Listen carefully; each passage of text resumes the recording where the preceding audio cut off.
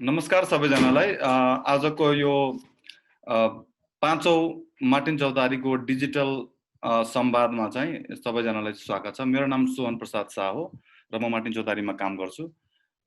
आजको छलफल चाहिँ मार्टिन चौतारीले भर्खरै केही 3-4 महिना पहिले प्रकाशित गरेको एउटा किताब पैदल अनुसन्धान प्रयोग र उपलब्धि भन्ने चाहिँ सोहन प्रसाद शाह मलाई र महेश राज महर्जनज्यूले चाहिँ सम्पादन गरेको किताबमा चाहिँ विशेष गरिकन छलफल हुनेछ र छलफलको क्रममा चाहिँ अमिना सिंहज्यूलाई चाहिँ हामीले निम्ताएका छौँ बुकको समीक्षा गरिदिनको लागि र सँगसँगै हाम्रा 3 जना अनुसन्धानकर्ता जो उहाँले चाहिँ आफ्नो लेखहरू चाहिँ यो किताबमा प्रकाशित गर्नु भएको छ। लक्ष्मी श्रेष्ठज्यू, बिजराजज्यू र दीपक गेवालीज्यू, उहाँलाई पनि निम्ताएका छौँ आफ्नो अनुभवहरू साट्नको बारेमा र मूलतया चाहिँ यही विषयमा रहेर चाहिँ हाम्रो चाहिँ छलफल चाहिँ करिब 3 देखि 4:30 बजेसम्मको हुनेछ। र छलफल सुरु गर्नुभन्दा पहिले चाहिँ म चाहिँ एक चरण चाहिँ छोटो परिचय चाहिँ हाम्रो आजको वक्ताको चाहिँ गर्न चाहन्छु। अमिना सिंहज्यू चाहिँ बुकको समीक्षा गर्नुहुनेछ र उहाँले चाहिँ आफ्नो विद्यावारिधि युनिभर्सिटी अफ टेक्नोलोजी सिडनीबाट गर्नु भएको छ र लामो समयसम्म नेपालमा चाहिँ कन्सल्टेन्ट भएर चाहिँ आबद्ध विभिन्न सङ्घ संस्थाहरूमा आबद्ध हुनुहुन्छ र उहाँ चाहिँ अहिले हाल चाहिँ काठमाडौँ युनिभर्सिटी स्कुल अफ म्यानेजमेन्टमा पनि पढाउनुहुन्छ र विभिन्न लेखन कार्यशाला र रिडिङ सेमिनार्सहरूमा पनि उहाँले चाहिँ आबद्धताहरू जनाउनु भएको रहेछ। सँगसँगै चाहिँ हामीसँग चाहिँ 3 जना अनुसन्धानकर्ता हुनुहुन्छ। दीपक गेवालीज्यू हुनुहुन्छ। दीपक गेवालीज्यू चाहिँ रूपन्देहीबाट हुनुहुन्छ र उहाँले चाहिँ विगत 2 दशकभन्दा लामो चाहिँ उहाँको पत्रकारिता क्षेत्रमा चाहिँ आबद्धता छ र उहाँले चाहिँ गोरखापत्रको प्रदेश नम्बर 5 को चाहिँ अहिले हाल चाहिँ ब्युरो चिफ हुनुहुन्छ र उहाँले चाहिँ विभिन्न अनुसन्धान प्रकाशनहरू चाहिँ गर्नु भएको रहेछ र उहाँले चाहिँ हाम्रो किताबमा चाहिँ के थियो प्रतिकार भन्ने विषयमा चाहिँ उहाँले चाहिँ आफ्नो अध्ययन अनुसन्धान गर्नु भएको रहेछ र उहाँले आफ्नो अनुभव पनि साट्नु हुनेछ। अर्को वक्ता चाहिँ हुनुहुन्छ लक्ष्मी श्रेष्ठज्यू। उहाँ चाहिँ विगत 2 दशकदेखि चाहिँ विभिन्न महिला आन्दोलन, श्रमजीवीहरूको लिभलिहुडको इस्युजहरूमा चाहिँ लामो समयसम्म चाहिँ अभियन्ताको रूपमा चाहिँ कार्यरत हुनुहुन्छ र हाल चाहिँ उहाँ चाहिँ एक्जिक्युटिभ डाइरेक्टर चाहिँ माहुरी होम कपिलवस्तु तलिहावामा चाहिँ आबद्ध हुनुहुन्छ। लक्ष्मीजीलाई पनि स्वागत छ यो प्रोग्रामको लागि, यो छलफलको लागि। र सँगसँगै चाहिँ बिजराज कुशवाहाज्यू पनि हुनुहुन्छ। उहाँ चाहिँ विगत 2 दशकदेखि चाहिँ शिक्षक पेसामा हुनुहुन्छ, सँगसँगै उहाँ पत्रकार पनि हुनुहुन्छ र नवलपरासीमा चाहिँ विभिन्न अनलाइन र लोकल पत्रिकाहरूमा चाहिँ उहाँ एडिटर पनि हुनुहुन्छ, सम्पादक पनि हुनुहुन्छ र उहाँले चाहिँ हाम्रो यो पैदल अनुसन्धान प्रयोग र उपलब्धिमा चाहिँ गण्डक क्षेत्रको समस्याको बारेमा चाहिँ लेख्नु भएको रहेछ र उहाँले पनि यो छलफलको लागि चाहिँ स्वागत गर्न चाहन्छौँ। र म चाहिँ अलि छोटो रूपमा चाहिँ यो पैदल अनुसन्धान प्रयोग र उपलब्धिको बारेमा चाहिँ अलिकति चाहिँ ब्रिफली चाहिँ डिस्कस गर्छु र त्यसपछि हामी अमिना सिंहज्यूलाई चाहिँ निम्त्याउँछौँ। उहाँले चाहिँ समीक्षा गर्नुहुनेछ किताबको। हामीले चाहिँ पैदल अनुसन्धान भन्दै गर्दाखेरि हामीले 2 तरिकाले चाहिँ बुझेका रहेछौँ यसलाई। पहिलो, ज्ञानको चाहिँ लोकतान्त्रिकरण कसरी गर्ने भन्ने विषयमा चाहिँ एउटा चाहिँ हाम्रो चाहिँ मुख्य प्रश्न रहेछ र जुन चाहिँ हामीले पैदल अनुसन्धानको अवधारणाबाट चाहिँ प्रस्ट्याउने कोसिस गरेका रहेछौँ। दोस्रो भनेको ज्ञानको लोकतान्त्रिकरण सँगसँगै ज्ञानको समावेशीकरण चाहिँ कसरी गर्ने भनेर र त्यो 2टा पाटालाई चाहिँ सँगसँगै राखेर हेर्दाखेरि चाहिँ हामीले चाहिँ यो एउटा नयाँ प्रयोगको रूपमा चाहिँ नेपालमा चाहिँ पैदल अनुसन्धानको अवधारणा चाहिँ अगाडि सारेका रहेछौँ र यो काम गर्दैखेरि चाहिँ मार्टिन चौतारीले चाहिँ विगत 2 वर्ष 2.5 वर्षै भनौँ वर्षदेखि चाहिँ कपिलवस्तुमा माहुरी होम संस्थासँगै सहकार्य गरेर चाहिँ हामीले चाहिँ यो अध्ययन अनुसन्धानको कामहरू चाहिँ गरेका रहेछौँ र त्यसैको उपज चाहिँ पैदल अनुसन्धान र प्रयोग र उपलब्धि भन्ने रहेछ र यो शीर्षकलाई चाहिँ हामीले यो छलफलमा चाहिँ अलिकति चाहिँ परिवर्तन गरेका रहेछौँ र पैदल अनुसन्धान प्रयोग र सम्भावना भनेर चाहिँ हामीले चाहिँ यो छलफललाई चाहिँ बुझ्ने कोसिस गर्नेछौँ। किन यो प्रयोग चाहिँ कतिको फिजिबल छ नेपालमा चाहिँ यस्तै किसिमको कामहरू चाहिँ भविष्यमा पनि गर्नको लागि भनेर चाहिँ त्यो चाहिँ हाम्रो छलफलको मुख्यतया चाहिँ विषय चाहिँ केन्द्रित हुनेछ। त्यसैले चाहिँ पहिले चाहिँ हामी चाहिँ अमिना सिंहज्यूको चाहिँ समीक्षा सुनौँ र त्यसपछि चाहिँ लक्ष्मीज्यू, बिजराजज्यू र दीपकज्यूले चाहिँ आफ्नो आफ्नो अनुभवहरू पनि साट्नु हुनेछ र त्यसपछि चाहिँ हामी छलफलको क्रममा चाहिँ जान्छौँ र छलफल चाहिँ तपाईहरुले चाहिँ आफ्नो हात उठाएर पनि गर्न सक्नुहुन्छ र फेसबुक लाइभ हेर्दै हुनुहुन्छ भने आफ्नो कमेन्ट बक्समा पनि कमेन्ट गरेर चाहिँ गर्न सक्नुहुन्छ र यही पनि च्याट बक्समा पनि तपाईहरुले चाहिँ आफ्नो जिज्ञासाहरू छ भने त्यो पनि चाहिँ तपाईहरुले चाहिँ साझा गर्न सक्नुहुन्छ र हामी चाहिँ त्यो छलफलको क्रममा चाहिँ त्यो कुराहरू चाहिँ हामी डिस्कस गर्छौं। त मैले चाहिँ पहिले चाहिँ अमिना सिंहज्यूलाई चाहिँ 20 मिनेटमा चाहिँ करिब 20 मिनेटमा चाहिँ यो पैदल अनुसन्धान प्रयोग र उपलब्धिको चाहिँ एउटा समीक्षा गरिदिनु भयो भने चाहिँ त्यसपछि चाहिँ हामी चाहिँ लक्ष्मीज्यू, बिजराजज्यू र दीपकज्यूलाई चाहिँ निम्त्याउँछौँ र त्यसपछि चाहिँ हामी डिस्कसनमा जान्छौँ। सो अमिना सिंहज्यूलाई मैले निम्त्याएँ। नमस्कार सबैजना, मेरो बोली सुनिन्छ त्यहाँ? सुनिन्छ। हजुर। सर्वप्रथम मार्टिन चौतारीका को टोलीलाई मलाई चाहिँ यो पुस्तकमा चाहिँ आज अलिकति आफ्नो विचार राख्ने यो अवसर जुराइदिनु भएकोमा धन्यवाद दिन चाहन्छु। त्यो सँगसँगै यो आजको जुन पैदल अनुसन्धान प्रयोग र उपलब्धि भन्ने पुस्तक छ, यसमाथि आफ्नो विचार राख्ने क्रममा चाहिँ अलिकति मेरो दायरा भनौँ न, म चाहिँ कुन दायराभित्र रहेर आफ्नो समीक्षा प्रस्तुत गर्छु भने त्यसबारेमा अलिकति छोटो जानकारी दिन्छु।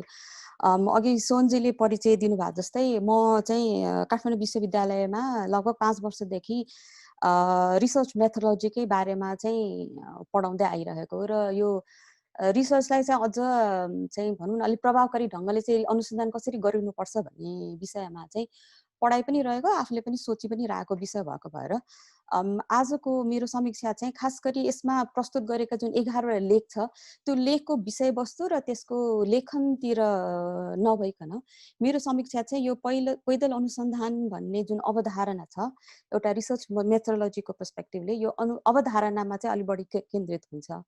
र त्यसरी चाहिँ मेरो आज चाहिँ यो सायद 20 मिनटभित्रमा यो मेन चाहिँ मेरो 3टा बुदाहरू छन्, त्यसै अनुसार म आफ्नो प्रस्तुति राख्न चाहन्छु। सोनजीले अलिकति उदाहरण अलिकति त्यसको बारेमा दिइसक्नु भएको छ र यो पुस्तकमा प्रस्तुत गरे अनुसार चाहिँ यो पैदल अनुसन्धान भन्ने जुन अनुसन्धान गर्ने पद्धति छ, यसलाई चाहिँ नि सुरुमा परिभाषित गर्दाखेरि प्राज्ञिक शैक्षिक संस्थानहरू भनौँ न, हाम्रो एकाडेमिक सर्कलमा हुने खालको अनुसन्धान पद्धति भन्दा अलिकति पृथक खालको, अलिक छुट्टै तरिकाले गर्ने अनुसन्धान पद्धति भनेर त्यसरी चाहिँ त्यसलाई उठान गरिएको छ हैन। र यसमा चाहिँ यसलाई चाहिँ खास गरी एक्सन रिसर्च है अनि पार्टिसिपेटरी एक्सन रिसर्च भन्दा पनि यो भिन्न खालको हो भनेर पनि त्यसरी चाहिँ दिएको छ। र मैले बुझेअनुसार र त्यो पुस्तकमा लेखे अनुसार चाहिँ यो पैदल अनुसन्धान भनेको अवधारणा चाहिँ समुदायमै भएका अथवा यो पुस्तकमा प्रयोग गरेको भाषा अनुसार भूइ तहमा रहेका स्थानीय तहका भोगेका विभिन्न मुद्दाहरूलाई चाहिँ पैरवी अनुसन्धान गरिरहेका विभिन्न अधिकारकर्मी, अध्येता, सञ्चारकर्मी, अभियन्ताहरूले चाहिँ गरिएको चाहिँ अनुसन्धानलाई चाहिँ पैदल अनुसन्धान भनेर भनिएको छ। र यसमा चाहिँ उहाँहरूले यो बेयरफुट भन्ने कन्सेप्ट जुन छ, अरू पनि विभिन्न पेसाकर्मीहरूले जुन चाहिँ स्थानीय तहमा छोटो चाहिँ नि समयभित्र प्रभावकारी ढङ्गले सीमित स्रोत साधन र विभिन्न चुनौतीको बावजुद सीमित स्रोत साधनको चाहिँ आधारमा दिने जुन सेवा छ, त्यस्तो खालको पेसाकर्मीहरूको चाहिँ नि सेवा दिने जुन अभ्यास छ, त्यसको आधारमा जस्तो अब बेयरफुट डक्टर्स, बेयरफुट एजुकेटर्स भन्ने जुन छ, त्यसै अनुसार चाहिँ बेयरफुट रिसर्चर्स भनेर चाहिँ यो अवधारणा ल्याउनु भएको रहेछ। अब यो खालको उहाँले जुन भन्नुभएको थियो नि, मेरो लागि चाहिँ यो पुस्तक पढिरहँदाखेरि मेरो एउटा चाहिँ रुचि चाहिँ के थियो भने यो खालको अनुसन्धानको नेपालको परिप्रेक्ष्यमा यसको औचित्य के हो र यसको चाहिँ विशेषता के हो भन्ने कुरा हो हैन। र म चाहिँ अब मेरो आफ्नो व्यक्तिगत पोजिसनिङ चाहिँ के छ भने, म मेरो आफ्नो चाहिँ नि एकाडेमिक ट्रेनिङबाट पनि म चाहिँ अलिकति यो क्रिटिकल पर्सपेक्टिभबाट बढी इन्फर्म भएको भनौँ न, यसरी आलोचनात्मक चाहिँ नि पोजिसनबाट बढी अनुसन्धान गर्न रुचाउने व्यक्ति भएको कारणले पनि मलाई चाहिँ यस्तो खालको अनुसन्धान चाहिँ गरिनुपर्छ र यसको चाहिँ ठुलो महत्त्व छ, यसको औचित्य छ भन्ने त्यो पोजिसनबाट चाहिँ मैले चाहिँ यसलाई यसरी मूल्याङ्कन गरेको छु है। र यो पैदल अनुसन्धानको यो जुन अवधारणाको जुन औचित्य छ त्यसको बारेमा चाहिँ जुन यो पुस्तकमा अगाडि गरिएको जुन विवरण छ, यसमा चाहिँ यो डिस्कसन गरिएको छ अगाडिपट्टिको एउटा पहिलो चाहिँ नि च्याप्टरमा, त्यसमा चाहिँ बढी व्यावहारिक औचित्यको हिसाबले चाहिँ बयान गरिएको छ के। जस्तो चाहिँ स्थानीय तहमा भएका संस्थागत कमजोरीहरूको आधारमा होइन, र स्थानीय तहमा काम गरिरहेका विभिन्न चाहिँ अभियन्ता, अधिकारकर्मी, अध्येताहरूमा भएका क्षमताको कमजोरी, उहाँहरूले चाहिँ क्षमतालाई बढी चाहिँ जोड दिनुभएको छ। उहाँहरूमा अनुसन्धान क्षमताको कमजोरी भएको कारणले चाहिँ यस्तो चाहिँ गरिनुपर्छ भन्ने खालको चाहिँ त्यो एउटा चाहिँ कता कता अब त्यो मैले गलत बुझेको पनि हुनसक्छु, यसमा तपाईँहरूले पछि प्रश्न सक्नुहुन्छ। त्यस्तो खालको चाहिँ नि बोध भयो मलाई है। अब यसलाई चाहिँ मैले यो पैदल अनुसन्धानको जुन अवधारणा छ र यसको औचित्य र विशेषतालाई चाहिँ यो व्यावहारिक औचित्य त यसको छँदैछ, त्यो सँगसँगै यसको चाहिँ दार्शनिक र सैद्धान्तिक औचित्यलाई चाहिँ म औँलाउन चाहन्छु है। यसमा पहिलो पोइन्ट चाहिँ म केमा चाहिँ लिन जान्छु नि, यो किताबमा पनि कतातिर यो अर्जुन आपादुराईलाई चाहिँ कोट गरेर लेखिएको छ, अनुसन्धान भने के हो होइन, केलाई चाहिँ हामी अनुसन्धान मान्छौँ भन्ने त्यहीँबाट हामी चाहिँ प्रश्न सुरु गर्न सक्छौँ। अब नेपालमा मात्र होइन, संसारभरि नै कस्तो खालको अनुसन्धानलाई चाहिँ वैधता दिइन्छ त, कस्तो खालको अनुसन्धानलाई चाहिँ गुणस्तर मानिन्छ भनेको त्यो आफ्नै आफ्नै मापदण्डहरू छन्। त्यसमाथि पनि प्राज्ञिक अनुसन्धान भनेर जुन हामी त्यो शब्द प्रयोग गर्छौँ त्यो भने के हो र त्यो कसले गर्छ, त्यो गर्ने हक कसको हुन्छ, त्यो गर्ने क्षमता कसको हुन्छ भन्ने चाहिँ हाम्रो चाहिँ केही मापदण्डहरू बनेका छन्।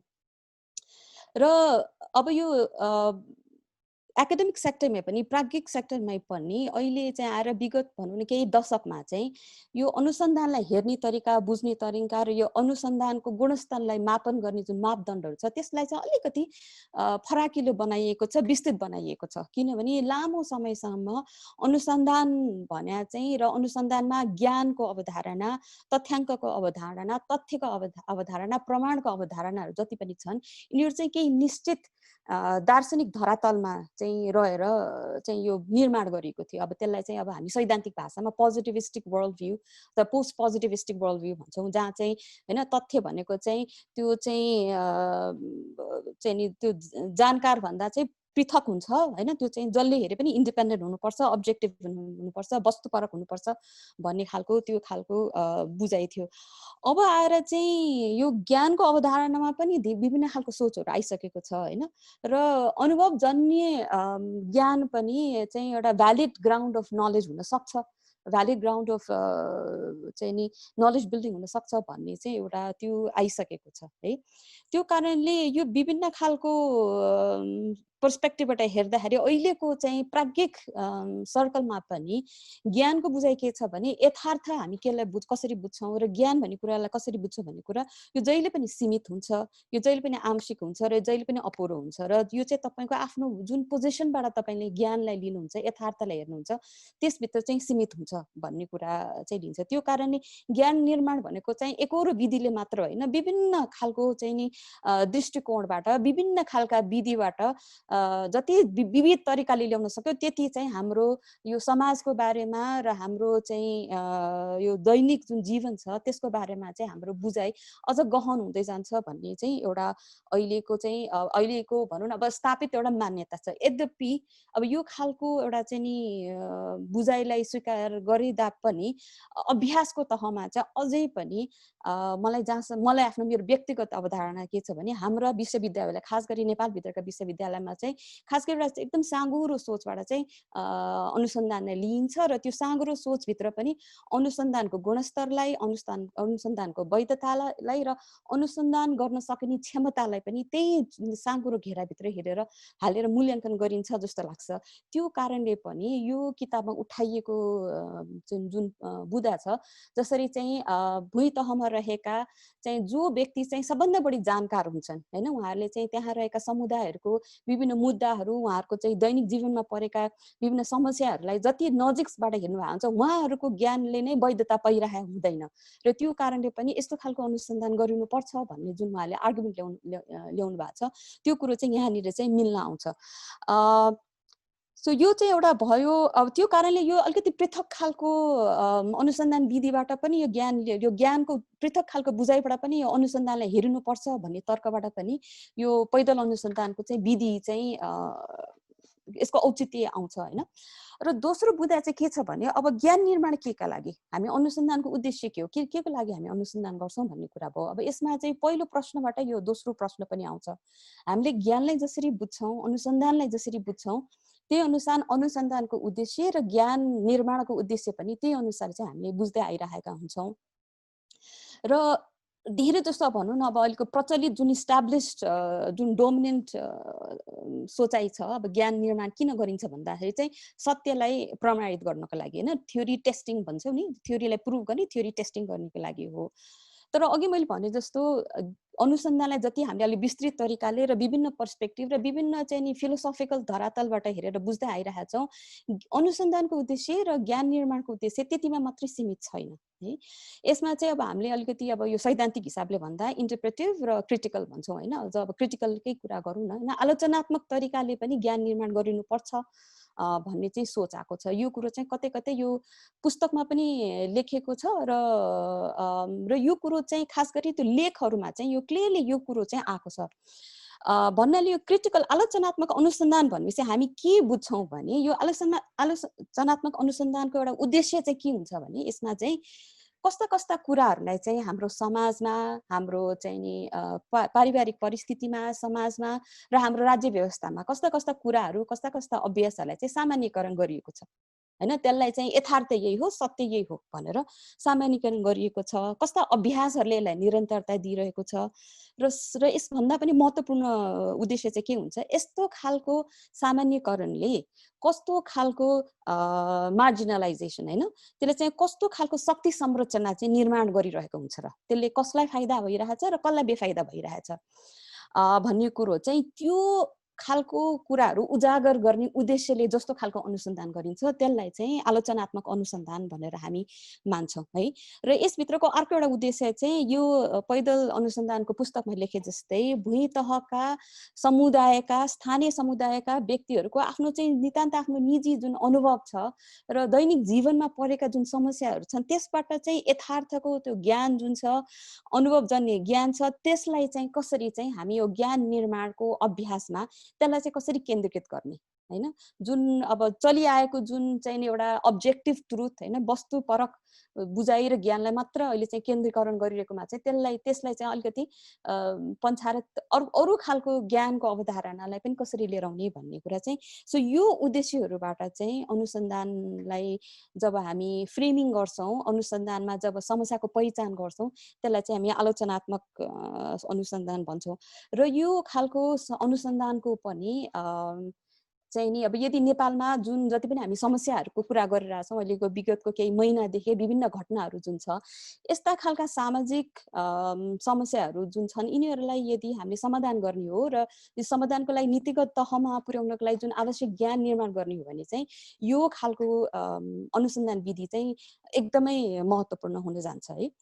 अब तेस्रो बुँदा चाहिँ म कहाँ जान्छु भने यदि यो पहिलो र दोस्रो बुँदा अनुसार हामीले विचार गर्ने हो भने अनुसन्धानको जुन दार्शनिक अवधारणालाई नै हामीले अलिकति पृथक ढङ्गले सोच्ने हो र उद्देश्य नै हामीले अलिकति फरक ढङ्गले चाहिँ अनुसन्धानको चाहिँ समस्या लाई चाहिँ उठान गरेर त्यसको उद्देश्य नै अलिक पृथक ढङ्गले चाहिँ अगाडि ल्याउने हो भने त्यही अनुसारको विधि पनि चाहिँ हामीले फरक खालको चाहिँ गर्नुपर्ने हुन्छ। जुन हाम्रो विश्वविद्यालयमा चलिआएको हामी जुन तरिकाले अभ्यस्त छौँ, जस्तो खालको विधिबाट हामी अभ्यस्त छौँ त्यो मात्र नभएर अरू अन्य खालको चाहिँ अनुसन्धान विधिहरू पनि हामीले अपनाउनु पर्ने हुन्छ। र अर्को एउटा महत्त्वपूर्ण कुरा चाहिँ नेपाल जस्तो देशको चाहिँ नि परिप्रेक्ष्यमा हामीले आफ्नै खालको विधिहरू पनि निर्माण गर्दै जानुपर्ने हुन्छ। ज्ञान निर्माण सँगसँगै अनुसन्धान विधिको चाहिँ पनि निर्माण गर्दै जानुपर्ने हुन्छ। त्यो कारणले यसमा चाहिँ अब यो पैदल अनुसन्धानको जुन अवधारणा छ यसभित्र चाहिँ हामीले विचार गर्नुपर्ने कुरा अब खास गरी हामी आलोचनात्मक अनुसन्धान विधि नै अपनाउनु पर्ने गरिरहेका हौँ भने हामीले विचार गर्नुपर्ने कुरा चाहिँ के छ भने यो अनुसन्धान विधिबाट नै यो प्रक्रियाबाट नै हामीले शक्तिको पुनः संरचना कसरी गरिरहेछौँ र पुनरुत्पादन कसरी गरिरहेछौँ है र यो पुस्तकले चाहिँ यो अनुसन्धान विधिले यो पैदल अनुसन्धान विधिले चाहिँ सम्बोधन गर्न खोजेको अर्को महत्त्वपूर्ण विषय यो पनि हो जस्तो लाग्छ। ट्रेडिसनली हामी कहाँ चाहिँ कस्ता व्यक्तिहरू विज्ञ गनिन्छन्, कस्ता व्यक्तिहरू अनुसन्धाता कहलिन्छन् हैन। र उहाँहरूको चाहिँ त्यो अनुसन्धाता भए र विज्ञ भए बापतै उहाँहरूले पाउने जुन चाहिँ एउटा प्रकारको पावर बेस हुन्छ नि र त्यो कारणले गरेर कस्ता खालका चाहिँ व्यक्तिहरूको ज्ञान चाहिँ नि अवैध गनिन्छ अथवा त्यो चाहिँ अलि ओझेलमा परे हुन्छ है त्यस्तो व्यक्तिहरूलाई चाहिँ अगाडि कसरी ल्याउने हुन्छ त्यो शक्ति सन्तुलन कसरी गराउने त यो विधि बापत भनेर चाहिँ यो कुरा चाहिँ यो पैदल अनुसन्धानको जुन यो विधि छ यसले चाहिँ अलिकति त्यसलाई पनि छुन्छ जस्तो लाग्छ। तर यसमा यति भनिरहँदा पनि हामीले जस्तो यो चाहिँ नि परियोजनामा जुन समावेश भएका संलग्न भएका चाहिँ जति पनि अनुसन्धाताहरू हुनुहुन्छ अब उहाँहरू पनि आफू जब अनुसन्धानता हुनुहुन्छ उहाँहरू पनि आफ्नो एउटा पावर अफ पोजिसनमा हुनुहुन्छ क्या यो अनुसन्धानता भए बापत भनेपछि यसमा पनि उहाँहरूमाथि एउटा चाहिँ के आउँछ भने एउटा महत्त्वपूर्ण नैतिक जिम्मेवारी आउँछ है। हामी जब रिसर्चको कुरा गर्दाखेरि एथिकल रेस्पोन्सिबिलिटीको कुरा गर्छौँ किनभने तपाईँहरूमाथि एउटा नैतिक जिम्मेवारी कुन हैसियतले आउँछ भने तपाईहरूले चाहिँ यो अनुसन्धान गरेर यसको जुन उपज निकाल्नुहुन्छ नि लिखित रूपमा अथवा अन्य विभिन्न तरिकाबाट तपाईँले जुन यो ज्ञानलाई सम्प्रेषण गर्नुहुन्छ त्यसमा मूल भूमिका त तपाईँको आफ्नै हुन्छ। त्यो कारणले पनि चाहिँ नि समुदायमा भएका व्यक्तिहरूको जीवन र उहाँहरूको चाहिँ समस्याहरू उहाँको यथार्थलाई प्रस्तुत गर्ने बोझ नभनौँ त्यो ठुलो जिम्मेवारी चाहिँ उठाउनु भएको रे त्यो हिसाबले पनि एउटा चाहिँ ठुलो चाहिँ नैतिक जिम्मेवारी रहेको हुन्छ। अब यो नैतिक जिम्मेवारीलाई महसुस गर्दै यसलाई विधिमा चाहिँ यो शक्ति सन्तुलन गर्नको लागि के कस्ता कुराहरू चाहिँ गरिन सकिन्छ भन्ने तिर चाहिँ अलिकति विचार पुर्याउनु पर्ने हुन्छ जस्तो लाग्छ। अब यसमा चाहिँ अनुसन्धानको विधिलाई चाहिँ अलिकति डिटेल तरिकाले यो पुस्तकमा लेखिएको छैन त्यो कारणले यो विधिमै चाहिँ मैले धेरै टिप्पणी म गर्न सक्दिनँ र त्यस कारणले पनि हाम्रो जुन अरू साथीहरू हुनुहुन्छ जो चाहिँ यो अनुसन्धानमा संलग्न भएर उहाँले चाहिँ लेख्नु भएको छ उहाँहरूको चाहिँ यो होल चाहिँ नि अवधिमा चाहिँ अनुभव कस्तो भयो र यो विधि कस्तो भयो भन्ने बारेमा चाहिँ उहाँहरूको आफ्नै रिफ्लेक्सन्सहरू सुन्नलाई चाहिँ म एकदमै इच्छुक छु।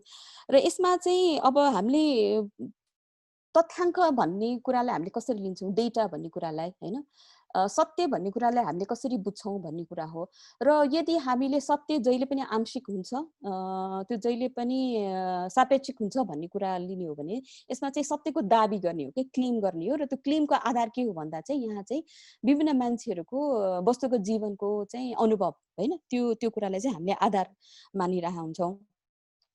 भनेपछि यहाँ विधिको कुरा गर्दाखेरि चाहिँ अब एउटा चाहिँ अनुसन्धानको समस्याको पहिचान हैन अब समस्याको पहिचानमा यहाँ पुस्तकमा लेखेको छ त्यो अब कुन कुन विषयमा लेख्ने भन्ने कुरा चाहिँ यो परियोजनाले तय नगर्दिएर अनुसन्धाता आफूहरूले नै आफ्नो जति पनि विगतको चाहिँ नि अधिकारकर्मी भएको नाताले अभियन्ता भएको नाताले अनि सूचना सञ्चारकर्मी भएको नाताले जति पनि उहाँहरूले चाहिँ बुझ्दै आइरहनु भएको छ स्थानीय तहका समस्या मुद्दाहरू जे मुद्दाहरूमा उहाँहरू संलग्न हुँदै आइरहनु भएको छ त्यसैको आधारमा चाहिँ उहाँले चाहिँ समस्याको पहिचान यो अनुसन्धानको लागि समस्याको पहिचान गर्नुभएको छ भने चाहिँ एउटा चाहिँ यो समस्याको पहिचानै कसरी हुन्छ र कहाँबाट हुन्छ भन्ने कुरा यो विधिगत हिसाबले चाहिँ यो एउटा महत्त्वपूर्ण हुन जान्छ है। र यसको लागि पनि अब कस्तो खालका विधिहरू अपनाइयो भने यो अझ बढी प्रजातान्त्रिक हुन सक्छ त हैन उहाँले अघि सोनजीले सुरुमा भन्नुभएको थियो अलिकति अनुसन्धानलाई अझ बढी प्रजातान्त्रिक कसरी बनाउने त भन्ने कुरामा चाहिँ कसरी गर्न सकिन्छ भन्ने चाहिँ एउटा यो ल्याउन सकिन्छ।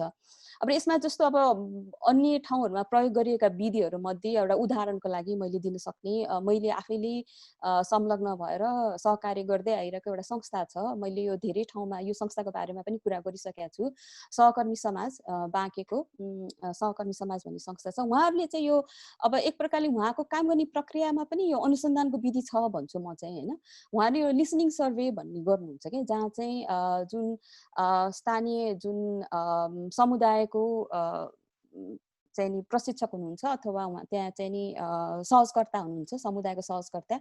उहाँहरू चाहिँ अब जुन चाहिँ नि क्षेत्र हुन्छ त्यहाँभित्र काम गरिरहनु भएको छ, त्यहाँ चाहिँ हरेक घर दूरीमा गएर उहाँहरूले चाहिँ बसेर कुराहरू सुनेर अनि त्यहाँ चाहिँ विभिन्न चाहिँ इस्युजहरू के छन् त होइन, त्यहाँ समाजमा भएका मुद्दाहरू के छन् सबै गएर चाहिँ उहाँले चाहिँ 6 महिना लगाएर त्यसरी चाहिँ कुराहरू बटुलेर ल्याउनुहुन्छ भनेपछि त्यो लिसनिङ सर्वे चाहिँ एक प्रकारको चाहिँ एउटा छुट्टै खालको, अब यो धेरै जसो हामी जुन चाहिँ प्राज्ञिक अनुसन्धान भन्छौँ त्यसमा साधारणतया प्रयोग भएको पाइँदैन।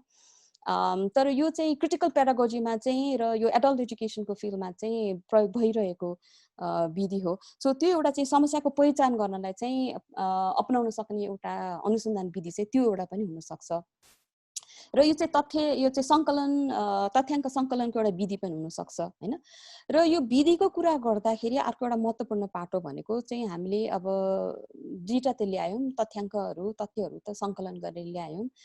यसलाई चाहिँ हामी विश्लेषण कसरी गर्ने त, के आधारमा विश्लेषण गर्ने भन्ने कुराहरू आउँछ है। र त्यसबाट चाहिँ निकाल्न सक्ने दाबीहरू, क्लेमहरू के हुन्छ होइन, ट्रुथ क्लेमहरू भन्छौँ हामी, त्यसलाई चाहिँ कसरी ल्याउन सकिन्छ त भन्ने कुरा छ। अब यसमा चाहिँ यो एउटा पुस्तकमा एउटा औँल्याएको एउटा कुरा के छ भने यो चाहिँ म यहाँ एक्चुअली अलिकति म पढेरै सुनाउँछु है।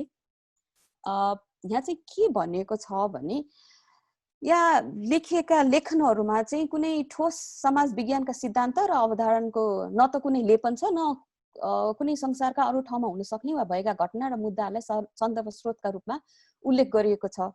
त्यसैले यिनमा उद्धृत गर्ने शैलीमा विगतको सैद्धान्तिक बोध छैन भनेर चाहिँ उहाँले भनिएको छ है। यो कुरामा चाहिँ म स्लाइटली असहमत छु, किनभने मैले यो लेखहरू पढ्दाखेरि अब यो हामीले जुन प्राज्ञिक लेखनमा जसरी हामी सिद्धान्तलाई प्रस्तुत गर्छौँ त्यसरी नगरिए तापनि उहाँहरूले चाहिँ आफ्नो बुझाइबाट, आफ्नो कामबाट जसरी उहाँहरूले विभिन्न कुराहरू, अवधारणाहरू बुझ्दै आउनु भएको छ त्यसको चाहिँ सैद्धान्तिक अवधारणाहरूले चाहिँ उहाँले प्रशस्त प्रयोग गर्नु भएको छ। यो सबै लेखाइहरूमा त्यो आएको छ है। जस्तो उहाँले उदाहरण दिँदाखेरि उहाँले चाहिँ लक्ष्मी श्रेष्ठज्यू र सरस्वती शर्माज्यूकै उदाहरण दिनुभएको छ होइन। उहाँहरूले चाहिँ लेख्नुभएको लेखमा चाहिँ यो सैद्धान्तिक बोध छैन भन्नुभएको छ, जबकि हाम्रो लक्ष्मीजीको चाहिँ नि लेखको शीर्षकै के छ भन्दाखेरि मधेसी महिलाको नागरिकता विहीनता, परिवार, समाज र राज्यमा पितृसत्ता भनेर चाहिँ यहाँ लेखिएको छ है। अब यो पितृसत्ता भन्ने अवधारणाले चाहिँ मैले त सैद्धान्तिक अवधारणाकै रूपमा लिन्छु र यहाँभित्र विश्लेषण गर्ने क्रममा उहाँले प्रशस्त सैद्धान्तिक अवधारणाहरू ल्याउनु भएको छ। यो अवधारणाहरू उहाँको चाहिँ आफ्नै अनुभवको आधारमा उहाँको चाहिँ मानव अधिकारको क्षेत्रमा अधिकार गर्नुभएको चाहिँ नाताले उहाँले चाहिँ बटुल्दै आउनु भएका विभिन्न सोचहरू र विभिन्न सैद्धान्तिक अवधारणाहरूलाई चाहिँ उहाँले यहाँ प्रशस्त प्रयोग गर्नु भएको छ। अब जुन यो हाम्रो जुन ट्रेडिसनल तरिकाले जुन यो अब ट्रेडिसनल भन्ने कि यो इस्टाब्लिस तरिकाले जसरी हामी चाहिँ कोट गरेर साइटेसन गरेर गर्छौँ त्यसरी नगर्नु भए पनि उहाँ चाहिँ यो सैद्धान्तिक सोच चाहिँ यसमा प्रशस्त चाहिँ मैले पाएँ होइन। त्यो कारणले यो विश्लेषण कसरी गर्ने त भन्ने कुरा गर्दाखेरि एउटा कुरा चाहिँ के आउँछ भने अब सिद्धान्तको बारेमा कुरा गर्दा अब यसको लागि हामी छुट्टै बहस गर्न सक्छौँ, सिद्धान्त केलाई मान्ने भन्ने कुरा होइन। यो सिद्धान्त भन्ने कुरा आफैमा तथ्य होइन, आफैमा सत्य होइन। सिद्धान्त भनेको केवल संसारले हेर्ने एउटा के भने एउटा लेन्स जस्तो मात्रै हो, त्यसरी बुझ्छु म सिद्धान्तलाई। र यो चाहिँ नि सिद्धान्त भन्ने कुरा चाहिँ कतैबाट माथिबाट झर्ने कुरा होइन, यो हाम्रो आफ्नो दैनिक जीवनमा भोगेको कुराहरूबाट नै निस्किने कुराहरू भएको कारणले पनि त्यहाँ चाहिँ त्यो हिसाबले पनि सैद्धान्तिकरण गर्न सकिन्छ, विश्लेषण गर्न सकिन्छ भन्ने कुरा। अब यसमा चौथो मुद्दा यो चाहिँ अब अनुसन्धानको विधिकै कुरामा कुरा गर्दाखेरि चाहिँ अब यो जुन विश्लेषणबाट आउने यो विभिन्न कुराहरू जुन छन् चाहिँ नि महत्त्वपूर्ण चाहिँ नि ज्ञान जुन छ त्यसको चाहिँ सम्प्रेषण र उपयोग गर्ने विधि चाहिँ के हुन्छन् त भन्ने कुरा चाहिँ महत्त्वपूर्ण हुन आउँछ होइन। लाइक कसरी गर्ने, कहाँ गर्ने, यो पैरवीको लागि यो हो भने पैरवी अनुसन्धान हो भने पैरवीको लागि यो कसरी यसलाई चाहिँ नि परिचालन गर्ने भन्ने कुरा पनि महत्त्वपूर्ण आउँछ होइन। अब यसमा चाहिँ अब तपाईँको चाहिँ अब स्थानीय तहमा हो कि अब समाजको तहमा हो कि अथवा राज्य व्यवस्थाका विभिन्न होइन अब तपाईँको कार्यपालिका, व्यवस्थापिका, न्यायपालिकाको तहमा चाहिँ अलिकति छुने गरेर लिएर आउने हो भन्ने कुरामा चाहिँ त्यो कुराहरू आउन सक्छ।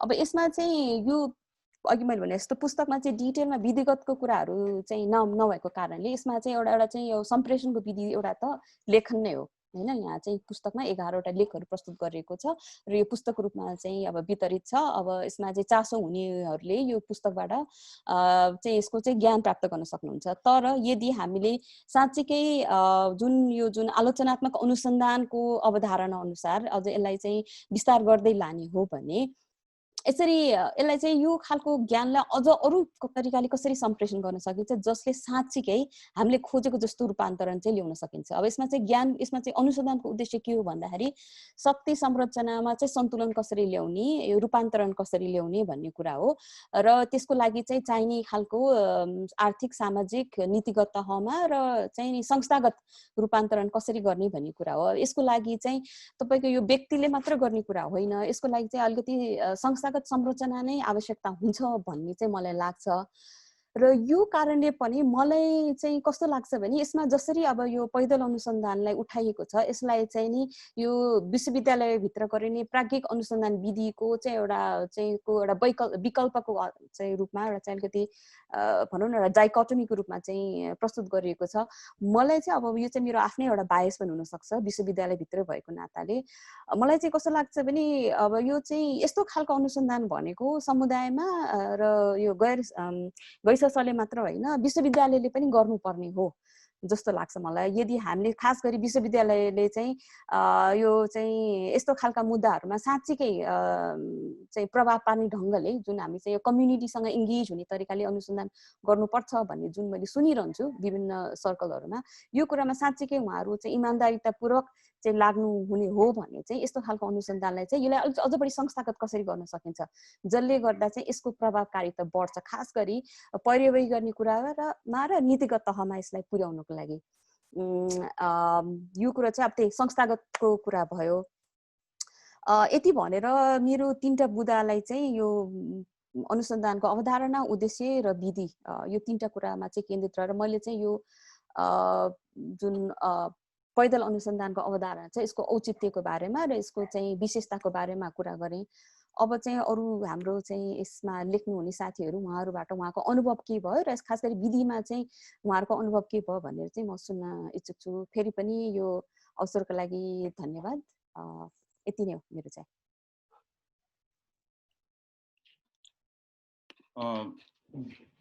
धेरै धेरै धन्यवाद अमिनाजी र कमेन्ट्सको लागि पनि। हामी चाहिँ त्यसमा चाहिँ के रिभ्यू गरौँला। अनि अहिले चाहिँ अब म दीपकज्यूलाई निम्त्याएँ। उहाँले चाहिँ आफ्नो अनुभव चाहिँ साट्नुभयो भने चाहिँ दीपकज्यू तपाईँलाई चाहिँ 10 मिनट जति लाग्छ। हस्, धन्यवाद। आवाज सुनेको छ? सुन्या छ। धेरै धेरै धन्यवाद। यति बेलासम्म मैले अमिनाजीको कुरा पनि सुने। सम्भववश सुरुमा अलिकति नेटवर्कको प्रब्लम थियो। यो हामीले जुन विधि प्रयोग गरेर अनुसन्धान गर्यौँ निकै गजब अनुभवहरू छन् र कतिपय अनेक विशेषताहरू पनि छन्। किन भन्दा यो आफ्नै खालका विशेषताहरू हामीले अनुभव गर्यौँ। यो 2-3टा कुरा मात्रै भयो भन्छ, किन छोटो समय होला हामीसँग।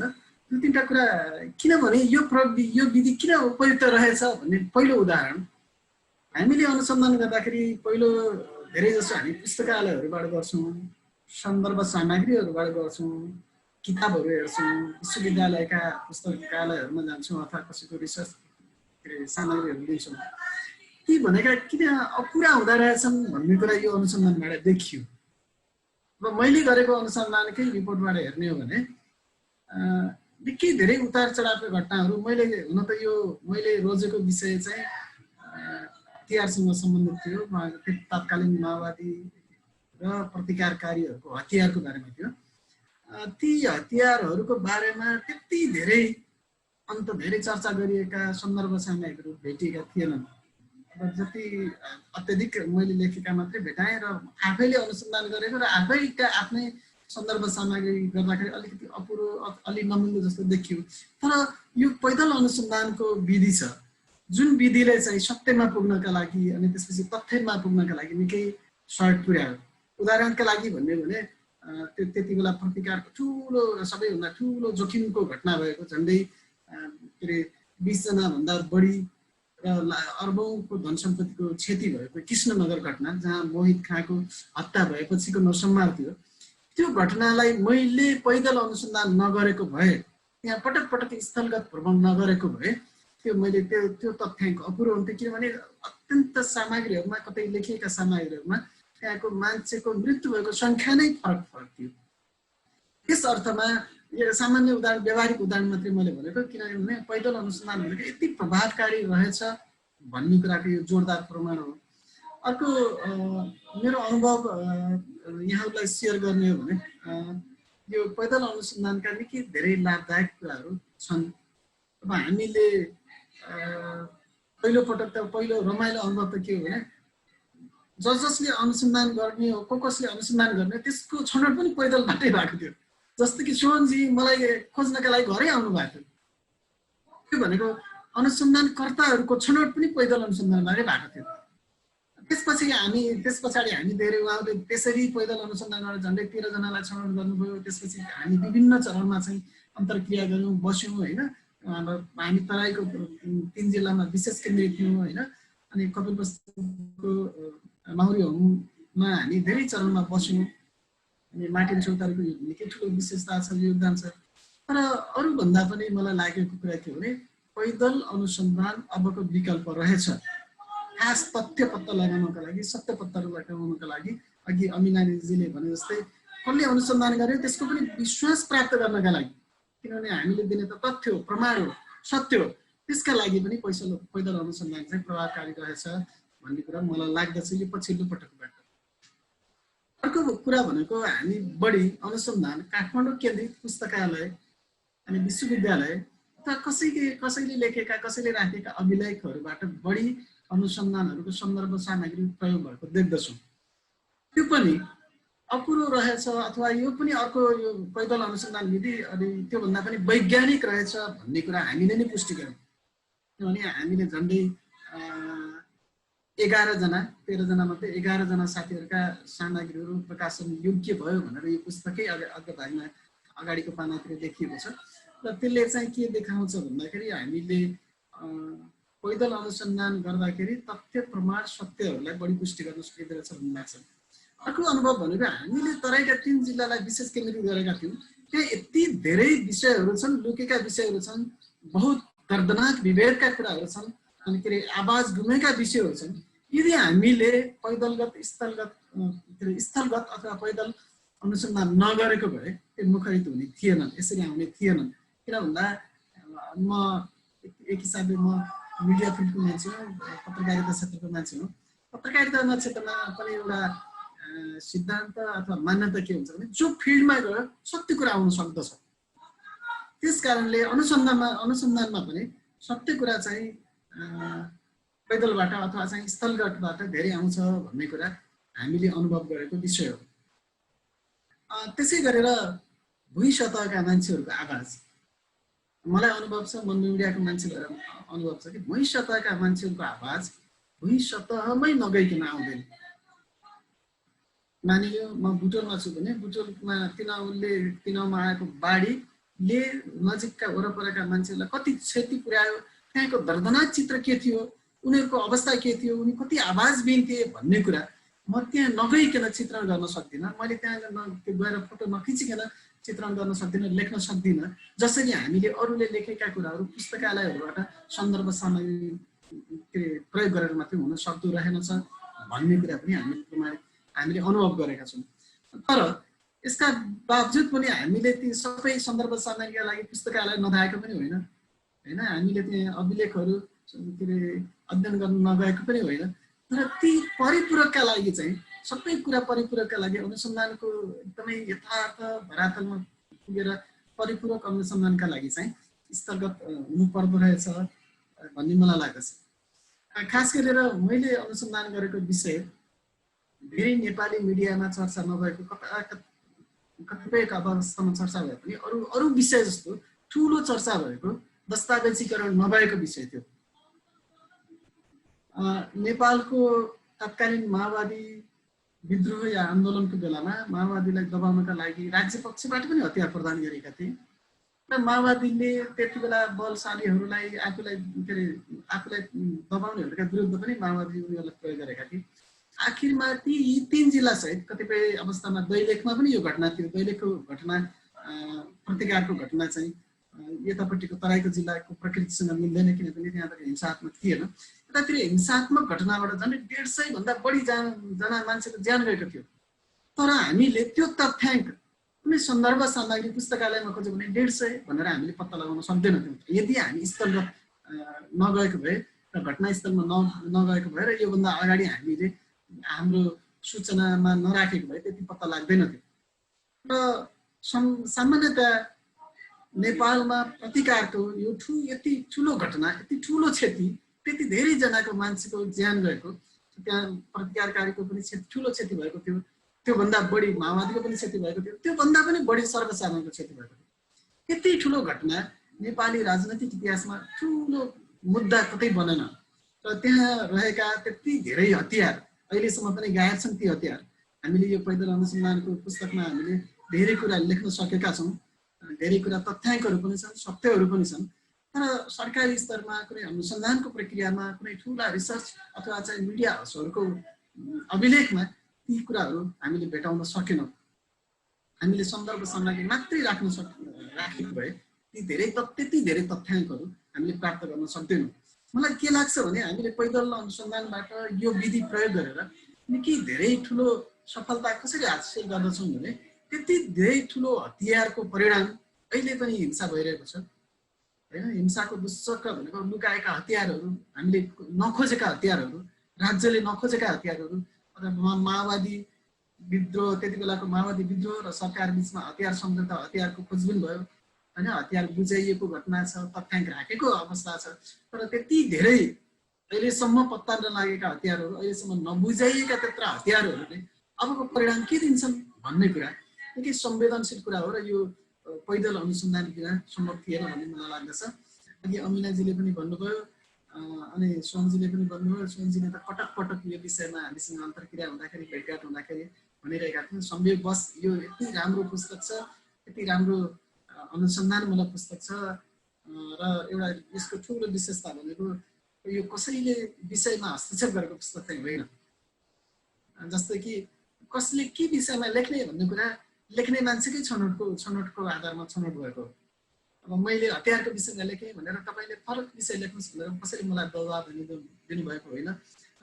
मेरा सहकर्मीहरू 11 जना अनुसन्धानकर्मी साथीहरू हुनुहुन्छ, उहाँहरूले पनि आफै छनौट गरिरहेका विषय हो। यसमा अर्को विशेषता भनेको हामीले जुन विषय छनौट गरौँ त्यसको मात्रै अनुसन्धान हामीले गरेका छौँ। त्यो बिचमा निकै धेरै हामीलाई ज्ञान प्राप्त भएको छ यो पैदल अनुसन्धानबाट। जस्तो कि हामीले मानिलिउँ मैले हतियारको बारेमा अनुसन्धान गरेँ भने मैले त्यो बिचमा झन्डै 2 वर्षको अनुसन्धान पिरियडको बिचमा मैले हतियारको यो के अरे मार्टिन चौतारी सोहनजीहरूले नेतृत्व गरेको यो कार्यक्रमबाट मैले हतियारको बारेमा मात्रै अनुसन्धान गर्न लाभ लिएन कि त्यो बाहेक पनि धेरै कुराहरू हामीले पढ्ने, अनुसन्धान गर्ने, सिक्ने मौका पायौँ। किन भन्दा विभिन्न चरणमा भएका हाम्रा मिटिङहरू, प्रशिक्षणहरू, कार्यशालाहरूमा त्योभन्दा धेरै समाज विज्ञान बुझ्ने हैन विषय विज्ञहरूको प्रशिक्षण, विषय विज्ञहरूले हामीलाई सन्दर्भ सामग्री दिनुभयो, धेरै किताबहरू दिनुभयो, धेरै पाठ्य पुस्तकहरू दिनुभयो हैन, धेरै के अरे जानकारीमूलक, धेरै अनुसन्धान गरेका पूर्व सामग्रीहरू पनि दिनुभयो। त्यसले यसको विशेषता, अर्को विशेषता पनि के थियो भने हामीले गरेको अनुसन्धान बाहेक पनि हामीले यो सन्दर्भमा अरू धेरै कुरा पनि हामीले लेख्न सक्यौँ, ज्ञान हासिल गर्न सक्यौँ र छलफल गर्न, चर्चा गर्न सक्यौँ। अब म मिडियाको मान्छे भएकोले अब मिडियाको लेखन र अनुसन्धानको विधिको लेखन त फरक भइहाल्छ। तर हाम्रो यो श्रृङ्खलामा सहभागी साथीहरू कतिपय कुनै पोख्त पनि हुनुहुन्थ्यो, कतिपय बिल्कुल नयाँ पनि हुनुहुन्थ्यो। उहाँहरूलाई सबभन्दा बढी लाभ भयो। जो नयाँ हुनुहुन्थ्यो यो सबभन्दा बढी लाभ भयो किन भन्दा त्यहाँ विषय विज्ञहरू होइन, हाम्रो चाहिँ त्यस्तै गरेर हाम्रो जस्तै सिकेलाल हुनुहुन्थ्यो, चन्द्रकिशोर, राजेन्द्र महर्जन होइन, अनि सुनिल कर्ण, महेशराज महर्जन होइन, हाम्रो चाहिँ हामीलाई गाइड गर्ने साथीहरू पनि हुनुहुन्थ्यो। उहाँहरूले दिएका सन्दर्भ सामग्रीहरू, उहाँले हामीले खुलस्त गरेका छलफलहरू होइन, अनि काठमाडौँ केन्द्रित भएन कि हामी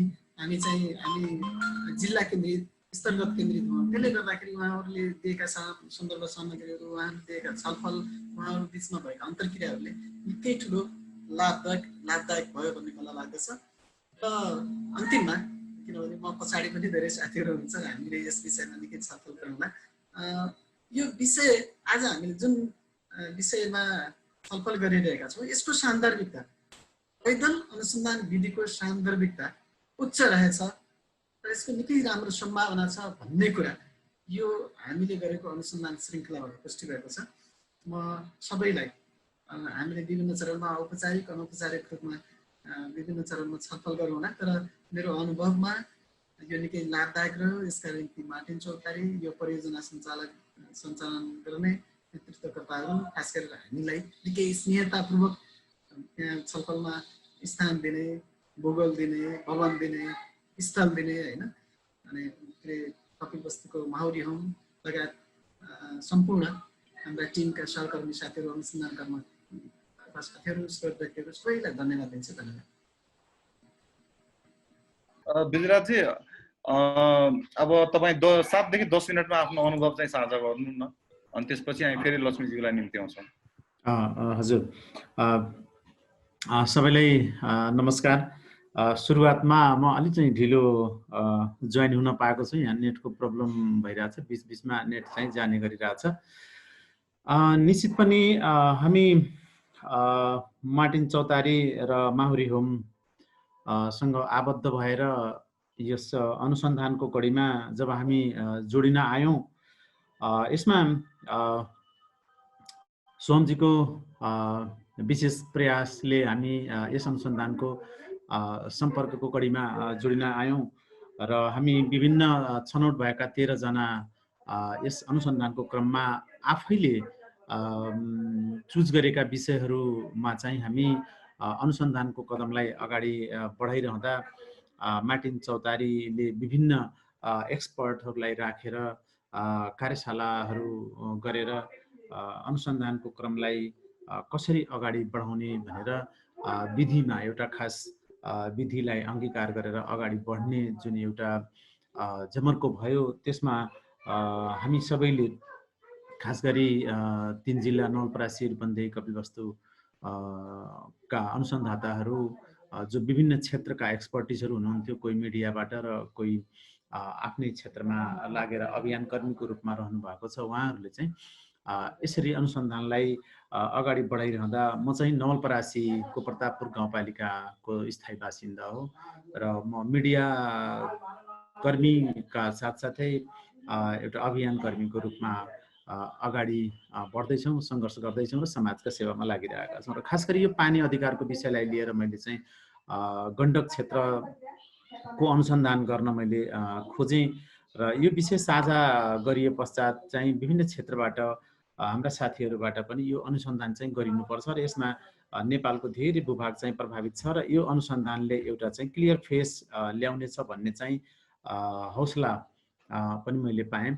र यसरी अनुसन्धानमा हामीले खास के विषयतर्फ म सबभन्दा पहिले लैजान चाहन्छु, यहाँ हामीसँग जोडिनु भएका विभिन्न विज्ञ व्यक्तिहरूलाई म अवगत गराउन चाहन्छु। यो गण्डक सम्झौता जो नेपाल र भारतको बीचमा 1959 मा भएको थियो र यो गण्डक सम्झौता 1959 मा हुँदाखेरि त्यो त्यति बेलाको आवश्यकता र त्यति बेलाको जुन परिवेश थियो त्यसलाई अंगीकार गरेर जुन सम्झौता भयो दुईटै देशको बीचमा, सम्झौता गरिए पछाडि पनि विभिन्न विधामा नेपाल पक्ष र भारत पक्ष एक आपसमा समतुल्य समानताको हिसाबले त्यहाँ हक पाएनन् भन्ने कुरामा चाहिँ सुरुदेखि नै विवाद रहँदै आएको छ र यो गण्डक सम्झौताको विभिन्न कालखण्डमा विरोध हुँदै आएको छ र यो विरोध भइरहेको कारणले गर्दा त्यो खास विरोध किन हुनु पर्थ्यो भन्दाखेरि त्यति बेलाको सरकारले जुन सम्झौता गरेको थियो त्यो बेलाको सरकार र भारत सरकारका बीचमा विशेष अध्ययन अनुसन्धान पछाडि नै त्यो सम्झौता गरिएका थिए र अब विरोध किन भन्ने सवालमा चाहिँ पटक पटक चाहिँ यो कुराहरू उठिरहेको थियो। काठमाडौँदेखि लिएर गण्डकको त्रिवेणीसम्म चाहिँ घरि नहरको पानी रोकेर आन्दोलन गर्ने, घरि चाहिँ भारतको विरुद्धमा नाराबाजी हुने, घरि त्यस डिसेम्बर 4 तारिक जुन दिन सम्झौता भएको थियो त्यसलाई चाहिँ कालो दिनको रूपमा चाहिँ महसुस गर्ने, मनाउने, संकेत चाहिँ विरोध गर्ने भन्ने खालका चाहिँ यो क्रम चाहिँ सुरुदेखि अहिलेसम्म चलिरहँदाखेरि झन्डै यो 60 वर्षको दौरान नेपालीले के पाए के गुमाए भन्ने एउटा प्रबल चिन्तनको विषय रहेको थियो र यो प्रबल चिन्तनको विषयको बीचमा एउटा अनुसन्धान गर्नुपर्ने यो आवश्यकता टटकारो रूपमा अगाडि आयो। हामीलाई महसुस भयो कि यो अनुसन्धान चाहिँ गरिनुपर्छ, किनभने साबिक 13 गाविस नवलपरासीका साबिक 13 गाविसलाई गण्डक क्षेत्र भनेर भनिएको छ, तर यो गण्डकको प्रभाव जुन छ यो 13 गाविसमा मात्रै सीमित नभएर झन्डै नवलपरासीको आधीभन्दा बढी एरिया यसले चाहिँ प्रभावमा चपेटामा वर्षेनी लिने गरेको छ। र खास गरी आज हामी यो जुम मिटिङमा भइरहँदाखेरि देशैभरि जुन वर्षा भइरहेको छ र नदीहरूमा पानी बढ्ने क्रम जुन जारी छ, त्यही घटनाले यस अनुसन्धानलाई पनि जोडेको छ कि नारायणी नदी जो देवघाटबाट चितवन नवलपरासी हुँदै भारत जाने गर्छ, पानीको अधिकता छ र त्यसको साइडमा जुन तटबन्धहरू लगाइएका छन् त्यो तटबन्धहरू यति कमजोर हुने, ठाउँ ठाउँमा भत्किने र त्यो नदीकै भङ्गालो गाउँमा पस्ने भन्ने डर हुन्छ।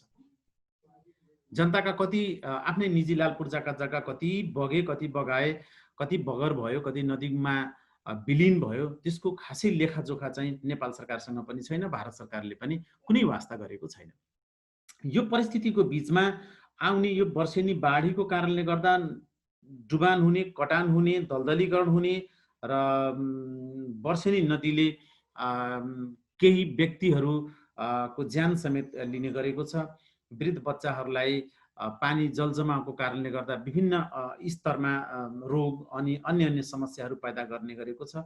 गाई बस्तुहरूलाई समस्या हुने गरेको छ, यहाँसम्म कि यहाँको उत्पादनहरू पनि सीमित भएको छ। त्यति मात्र होइन कि दीर्घकालीन रूपमा यहाँ असर पार्दैछ। स्थिति के पार्दैको छ भने यो क्षेत्रमा बाहिरका व्यक्तिहरूले यो विवाह गर्ने प्रक्रममा आफ्ना छोरी चाहिँ यो क्षेत्रमा विवाह गर्न मान्दैन। स्थिति के भन्दाखेरि गण्डक नदी यदि कुनै दिन भङ्गालो गाउँतिर पस्यो भने यो 13 गाविस भन्दा अलि धेरै एरिया चाहिँ पुरै जलमग्न हुने, कटान हुने अथवा नदीमा विलिन हुने स्थिति हुन्छ। ज्यान धनमाल समेत चाहिँ जोखिममा रहेको कारणले गर्दा यो क्षेत्र चाहिँ गरिब हुँदै गएको अवस्था हामीले महसुस गरेका छौँ। यति मात्र होइन कि बैंकले यो क्षेत्रमा लगानी गर्दैन, जग्गाको धितो नै मान्दैन। के भन्दाखेरि नारायणीको मुखमा छ, यो जग्गालाई चाहिँ धितो मान्न सकिँदैन, यसको चाहिँ ग्यारेन्टी को हुने भन्ने खालको अवस्थाहरू छन्। तथापि यो एउटा मैले साङ्केतिक रूपमा मात्रै भन्न सकेँ, समस्या यसका चाहिँ अझै दिगो रूपमा इम्प्याक्ट पार्ने खालका पनि छन्। तसर्थ यो विषयलाई हामीले मुद्दा बनाएर जीविकापार्जनको क्षेत्रमा गण्डक सम्झौताले सताएका नेपालीको पीडा भन्ने शीर्षकमा मेरो अनुसन्धान अगाडि बढ्यो र म यही क्षेत्रको बासिन्दा भएकोले र धेरै दिनदेखि नदी अधिकारमा काम गर्दै आएको कारणले गर्दा मलाई खासै त्यस्तो चाहिँ समस्या चाहिँ अनुसन्धानका समस्याहरू धेरै भएनन्। तर हामीले होम भिजिट गर्दाखेरि त्यस्ता व्यक्तिहरू जसले चाहिँ आफ्नो सन्तान गुमाएको छ, आफ्नो अभिभावक गुमाएको छ, आफ्नो पुर्खाले अर्जेको कैयौं बिघा जग्गा जो नदीमा विलिन भयो, त्यस्ता व्यक्तिहरूको आजको अवस्था के छ, उनीहरू कसरी जीविकोपार्जन गरिरहेका छन् र त्यसका सँगसँगै त्यो नेपाल भारतको गण्डक सम्झौताको बीचमा भएको जुन अन्याय भन्छौँ हामी, यो समानताको हकमा चाहिँ समान पानी समान अधिकारको सिद्धान्तमा हुन सकेको छैन। तसर्थ त्यो कायम गराउनको लागि नेपालीको खोसिएको अधिकार गण्डकमा स्थापित गराउनको लागि एउटा स्वतःस्फूर्त स्वयंसेवकहरूको गण्डक नदी नियन्त्रण सङ्घर्ष समिति नाममा एउटा चाहिँ यहाँ अभियान कर्मीहरूको एउटा टिम परिचालित छ।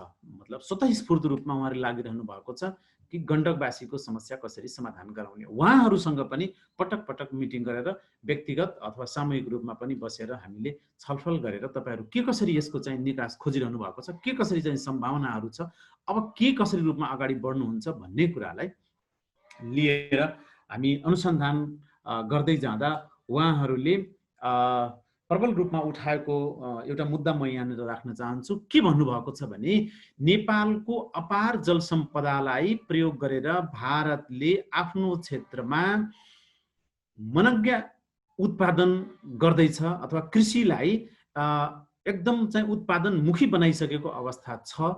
तर यो सम्झौता गर्दाखेरि कमसेकम पुनरावलोकन कहिले हुने, समय सापेक्ष परिमार्जन कहिले हुने भन्ने एउटा समय सीमा राखिएन। 10 वर्ष, 20 वर्ष, 50 वर्ष, कोशी र महाकाली जस्तै यो असीमित समयको लागि गरिएको छ। न 50 वर्ष भनिएको छ, न चाहिँ केही समय तोकिएको छ। के मात्रै भनिएको छ भने भारतले नेपालमा नहर र संरचनाहरू निर्माण गर्दाखेरि केही जग्गाहरू लिजमा लिएको छ र त्यो लिज बापत उसले चाहिँ भाडा तिर्ने गर्छ। त्यो भाडा तिरुन्जेलसम्म यो भूभाग र गण्डक सम्झौता कायम रहने भन्ने खालको चाहिँ गण्डक सम्झौतामा उल्लेख गरिएको कारण नेपाली ठगिएका हुन् भन्न हामीले भन्दै आएका छौँ। हामी यहाँ एउटा तथ्याङ्कमा हामी जान सक्छौँ, तथ्याङ्कबाट हामीले बुझ्न सक्छौँ। नेपालबाट भारतले करिब 36,000 क्युसेक पानी प्रयोगमा भारतलाई जान्छ। नेपाललाई कति दिएको छ भन्दाखेरि जम्मा 1,286 क्युसेक पानी चाहिँ नेपाललाई प्रयोग गर्न दिएको छ। 36,000 क्युसेक र 1,200 क्युसेक यो चाहिँ दुवै देशको पानीको बाँडफाँडको तथ्याङ्क रहेको छ गण्डकमा, जो यो अन्याय हो भनिएको छ। र यहाँका अभियानकर्ताहरू, यहाँका स्थानीयवासीहरू यो कुरालाई लिएर अभियानलाई अगाडि बढाउनु भएको छ, सङ्घर्ष गरिरहनु भएको छ। र स्वतःस्फूर्त रूपमा बनेका केही समितिहरू पहिला एउटा जनताले चाहिँ समिति बनाए सङ्घर्ष गर्नको लागि, त्यो समितिलाई परिमार्जन गरेर अर्को पनि बनाए, पुनर्गठन गरे। र त्यस पछाडि अहिले जुन बनेको समिति छ त्यो समिति अहिले चाहिँ पूर्ण रूपमा कार्यान्वयनमा छ। र त्यो समितिले नेपाल सरकारलाई बारम्बार ताकेदा गरेको छ, तर नेपाल सरकारले केही पनि गर्न सकेको छैन, केही पनि गर्न सकेको छैन गण्डकको हकमा नेपालीको हक स्थापित गराउनको लागि। त्यसका साथसाथै यी सङ्घर्ष समिति अहिले चाहिँ भारतको दिल्लीसम्म, प्रधानमन्त्री मोदीसम्म पनि पुग्ने गरेको छ। र यही समितिले विगतमा 10 वर्ष पहिला चाहिँ पानी रोकेर गण्डक नहर जुन भारतमा पानी जान्छ सिँचाइको लागि, त्यो नहरलाई नै बन्द गरेर बिचमा पाल टाँगेर चाहिँ 34 दिनको आन्दोलन गरेर 21 बुँदे सहमति गरायो, आपसी सहमति गरायो, जुन असमान थिए। तर त्यो 21 बुँदे सहमति पनि अहिलेसम्म कार्यान्वयनमा आउन सकेको छैन, जस कारणले गर्दा आन्दोलन यो चाहिँ टटकार रूपमा जान पर्छ भन्ने। कतिपय स्थानमा म आफै पनि यसलाई सघाएको छु र यसका मिटिङमा हामीले लखनऊ, दिल्ली, भारत बिहारको पटनादेखि काठमाडौँसम्म हामीले पटक पटक दौड्ने गरेका छौँ। र नेपाल भारतका साथै हामीले बङ्गलादेशका जल अधिकार कर्मीहरूलाई जोडेर एउटा हामीले लुज नेटवर्क बनाएका छौँ, नदी अधिकार मञ्चको रूपमा चाहिँ अहिले हामी अगाडि बढिरहेका छौँ। र यो अब ग्लोबली रूपमा हामीले जानुपर्छ। नेपालका नदीहरू जोडिएका समुद्रसम्म गएका नदीहरू कसलाई प्रभावित पार्ने गर्छन्, तटीय क्षेत्रका बासिन्दाहरूलाई एक सूत्रमा बाँधेर हामीले एउटा सङ्घर्षलाई अगाडि लैजानुपर्छ। र हामी आवश्यक परे अन्तर्राष्ट्रिय अदालतसम्म पनि जानुपर्छ न्याय र समानताको लागि। तसर्थ यसका आन्दोलनहरू क्रमशः अगाडि बढिरहेका छन् र अझै पनि यसमा चाहिँ सुधार हुने अथवा यो चाहिँ क्षतिपूर्ति हुने लगायतका खासै एजेन्डाहरू अगाडि आइसकेको अवस्था चाहिँ छैन। तसर्थ यो आन्दोलन लामो होला भन्ने कुरामा म यहाँहरूलाई जानकारी गराउन चाहन्छु। र यसै अभियन्ताको सरह काम गरिरहँदा गण्डक नदी नियन्त्रण सङ्घर्ष समितिले पनि तपाईँ जस्ता अभियानकर्मी हामीसँग पनि हुनुपर्छ भनेर चाहिँ आफ्नै टिममा मलाई यो गण्डक नदी नियन्त्रण सङ्घर्ष समितिको प्रवक्ता को रूपमा चाहिँ गत वर्ष मलाई चाहिँ त्यो जिम्मेवारी दिएर पनि अहिले हामी सङ्घर्षमा अगाडि बढिरहेका छौँ। यो मेरो विषयवस्तुको कुरा मैले यहाँनिर जानकारी गराएँ। अब रह्यो कुरा विधिको कुरामा। विधि हामीले खास गरी मैले यो अनुसन्धानको क्रममा अगाडि बढिरहँदाखेरि यसलाई जीविकोपार्जनसँग जोडेर जाँदा हामीले कसरी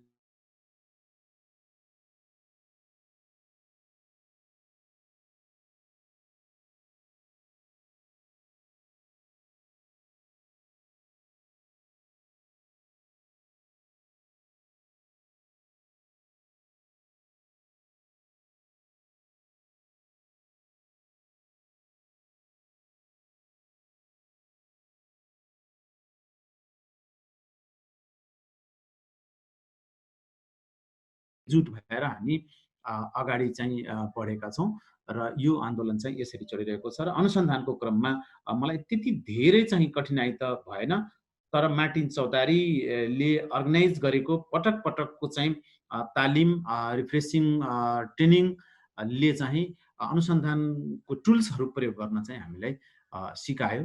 यसका लागि टिमलाई म धन्यवाद दिन चाहन्छु र मेन्टरको रूपमा मलाई चाहिँ सहयोग गर्न चाहिँ वन्दना गेवालीजी, महेशराज महर्जनजी, सोहमजी लगायतका चाहिँ व्यक्तित्वहरूले मलाई बेला बेलामा जुन बाटो देखाइरहनु भयो त्यसले चाहिँ हामीलाई कलम तिखार्न एकदमै चाहिँ बल पुगेको छ र यसका साथै गण्डकको अनुसन्धान पश्चात जुन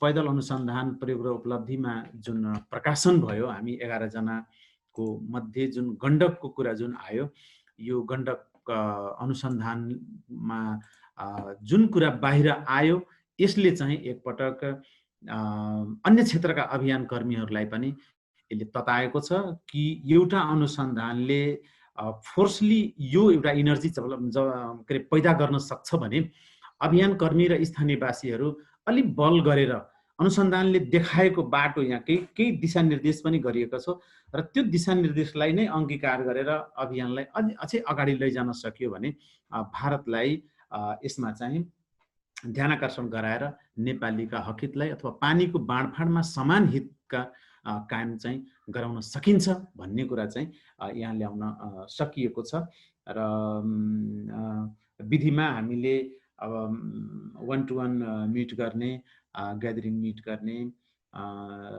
र बेला बेलामा अन्तर्क्रिया गर्ने र यसका साथै केही जल क्षेत्रमा भएका केही अनुसन्धानका बुक्सहरू पनि हामीले अध्ययन गर्न पायौँ, जुन कि त्यसका लागि त्यसलाई हामीले सन्दर्भ सामग्रीको रूपमा बनाउन त यसमा आवश्यक त्यति चाहिँ परेन, तर राष्ट्रिय अन्तर्राष्ट्रिय रूपमा भएका जुन कसरतहरू छन् त्यसलाई मध्यनजर गरी गण्डकलाई कसरी अगाडि लैजानुपर्छ भन्ने कुरालाई यसले चाहिँ पथ प्रदर्शनको रूपमा पनि काम गरेको छ। तसर्थ हामी गण्डक सम्झौताले सताएका नेपालीको पीडा भन्ने अनुसन्धान कम्प्लिट भएर यसरी चाहिँ हामीले उपलब्धिमूलक रूपमा अगाडि चाहिँ ल्याउन सक्यौं। अन्तमा सोम सर, मैले यति भन्न चाहन्छु कि आवश्यक परेको बेलामा फेरि चाहिँ छलफलमा जुटौँला र यो टिमले चाहिँ जुन काम एउटा गर्न सक्यो, वास्तवमा म आफै पनि शिक्षण र मिडियातिर र अभियानतिर लागिरहँदाको सँगसँगै ती बेला गरेका तमाम कार्यहरू जसलाई हामीले दस्तावेजीकरण गर्न सकेका थिएनौं, मार्टिन चौतारीको प्रयासले एउटा यो चाहिँ एउटा बुक्सको रूपमा अनुसन्धानलाई दस्तावेजीकरणको रूपमा जुन अगाडि ल्याउन सक्यौं, वास्तवमा यसले चाहिँ एउटा रेकर्ड कायम गर्नेछ भन्ने आशा र अपेक्षा राख्दछु। धन्यवाद। विजयजी धेरै धेरै धन्यवाद। अनि म एकचोटि चाहिँ लक्ष्मीज्यूलाई पनि निम्त्याउन चाहन्छु। अघि चाहिँ हाम्रो अलिकति प्राविधिक समस्या भएकोले चाहिँ लक्ष्मीज्यूको चाहिँ हामीले कुरा चाहिँ सुन्न पाएनौं। एकचोटि फेरि ट्राई गर्ने भनेर लक्ष्मीज्यू, तपाई सुन्दै हुनुहुन्छ हामीलाई? हजुर सञ्जीव, पुनः मलाई यो अवसर दिनुभएकोमा फेरि पनि धन्यवाद। यो इन्टरनेटको प्रब्लमले गर्दाखेरि मैले अघि चाहिँ के कुराहरू भनेको थिएँ त्यो चाहिँ कतिको मेरो आवाज पुग्यो पुगेन, म त्यसलाई फेरि पनि संक्षेपमा चाहिँ एकचोटि दोहोऱ्याउन चाहे। हामीले मार्टिन चौतारी र माउरी होमको समन्वय सहकार्यमा तीनवटै जिल्लामा चाहिँ कपिलवस्तु, रूपन्देही, नवलपरासीमा यो स्थानीय अधिकार कर्मीहरूको अनुसन्धान क्षमता अभिवृद्धि भन्ने यो कार्यक्रमलाई चाहिँ तीनवटा जिल्लामा यसको कार्य सम्पादन गर्न, यसलाई अगाडि बढाउनलाई हामी अगाडि बढ्यौँ र त्यसमा म एउटा अनुसन्धानकर्ता को अवसर पाएँ मैले र साथसाथै म त्यो परियोजनाको स्थानीय रूपमा मधेस मानव अधिकार गृह र मार्टिन चौतारीको तर्फबाट चाहिँ यो कार्यक्रमलाई संयोजन गर्ने जिम्मेवारी पनि मैले पाएको थिएँ र त्यो क्रममा म सोहनजीसँगै मार्टिन चौतारी सँगसँगै चाहिँ यो प्रत्येक प्रोसेसमा पनि म सँगै रहेँ र केही मैले आफ्नो अनुभवहरू चाहिँ यहाँहरूको बिचमा चाहिँ राख्न चाहेँ। यो पैदल अनुसन्धानकर्ताहरूको जुन छनौट प्रक्रियाबाट लिएर हाम्रो यो एउटा प्रकाशन हाम्रो अगाडि जुन हाम्रो एउटा मेहनतलाई चाहिँ हामीले एउटा रूप स्वरूप दिन सक्यौँ त्यो यात्रासँगको एउटा सानो अनुभव चाहिँ म सुनाउन चाहे। सुरुमा चाहिँ हामी पहिलो चरणमा हामीले चाहिँ तीनवटै जिल्लाको शैक्षिक प्राज्ञिक संस्था अनि हाम्रो जस्तो क्याम्पसहरू गैर सरकारी सङ्घ संस्था त्यसै गरी पत्रकारिता क्षेत्रमा काम गर्ने साथीहरूसँगको भेटघाटको क्रममा 3 दर्जन भन्दा धेरै हामी व्यक्ति संस्थासँग चाहिँ उहाँहरूको तथ्याङ्क लिँदै त्यो भेटघाटको क्रममा चाहिँ के अनुभूति भयो भने कि हामीले जुन एउटा यो अनुसन्धानको जुन खाँचो छ भन्ने कुरा चाहिँ हामीले काम त गरिरहेछौँ हामीले एउटा अभियानकर्ता भएर आवाज उठाउने पैरवी गर्ने जस्तो मधेस मानव अधिकार गृह चाहिँ 1 दशक भन्दा बढी समयदेखि मधेसको जिल्लाहरूमा एकदमै अल्पसंख्यक सीमानाकृत समुदायको आवाजलाई अगाडि बढाउँदै आएको र त्यसमा पनि हामीसँग चाहिँ केही हाम्रो सिप क्षमताहरू जुन एउटा लेख्ने हामी चाहिँ पैरवी गर्छौँ तर त्यसमा हामी एउटा एभिडेन्स बेस भएर त्यो एडभोकेसीलाई अगाडि बढाउनमा हाम्रो केही कमी कमजोरीहरू रहेको र त्यो चाहिँ एकदमै हामीलाई महसुस भएको र सङ्घ संस्थाहरूसँग भेट्ने क्रममा पनि हामी एउटा खालि कार्यक्रम चलाउने र एउटा परियोजनामुखी भएर रिसर्चको कामहरू गरिरहेको र त्यो रिसर्च गर्ने क्रममा पनि हाम्रा जुन डाटाहरू छन् तथ्याङ्कहरू छन् हामीले सङ्कलन गर्ने काम मात्रै गरिरहेको र त्यो कहाँ गयो त्यसको के उद्देश्य हो त्यसलाई कसरी हामीले लैजानुपर्छ भन्ने बारेमा पनि कतै पनि त्यो नसोचिएको कुरा पनि आफैलाई चाहिँ एकदमै रिफ्लेक्ट भयो र त्यसरी काम गर्ने क्रममा चाहिँ हामीलाई अगाडि बढ्दाखेरि जस्तो धेरै वर्षदेखि यही क्षेत्रमा काम गर्ने र हाम्रो मधेसका जिल्लाहरूको दिदी बहिनीहरूको नागरिकताको सवाल देशमा नागरिकताको सवाल चाहिँ विभिन्न एकदमै धेरै ठुलो चर्चाको विषय र एकदमै त्यसलाई डिस्कसनको क्षेत्रमा चाहिँ ल्याइएको तर जुन यहाँको हाम्रो मधेसी समुदायका दिदीबहिनीहरूको जुन नागरिकताको समस्याहरू थियो त्यो कुराले चाहिँ मलाई एकदमै छोइरहेको थियो र कसरी गर्ने होला जो आयो उहाँहरूको कुरालाई लिएर प्रशासनमा प्रहरीमा गएर कराउने आवाज उठाउने र एक एकजनाको नागरिकता बनाइदिने काम चाहिँ हामीले गर्दै आएका थियौँ। उहाँहरूको सधैँको पीडा थियो भने हामी चाहिँ कसरी जाने यसलाई भनेर केही फोरमहरूमा विभिन्न जिल्लाको प्रदेशको फोरमहरूमा त्यो कुराहरूलाई राख्दाखेरि पनि हामीसँग कुनै पनि तथ्याङ्क प्रमाण नभएको स्थानीय तहमा पनि नभएको त्यो हुँदाखेरि त्यो कुरा पत्याउन चाहिँ एकदमै गाह्रो भएको कि यो सङ्घ संस्थाहरूले त्यतिकै कुराहरू अगाडि राख्छन् यिनीहरूलाई यो चाहिँ यिनीहरूको काम हो काम देखाउँछन् भन्ने खालको चाहिँ हामीलाई त्यसरी चाहिँ भन्ने गरियो र त्यो कुरालाई पनि कसरी चाहिँ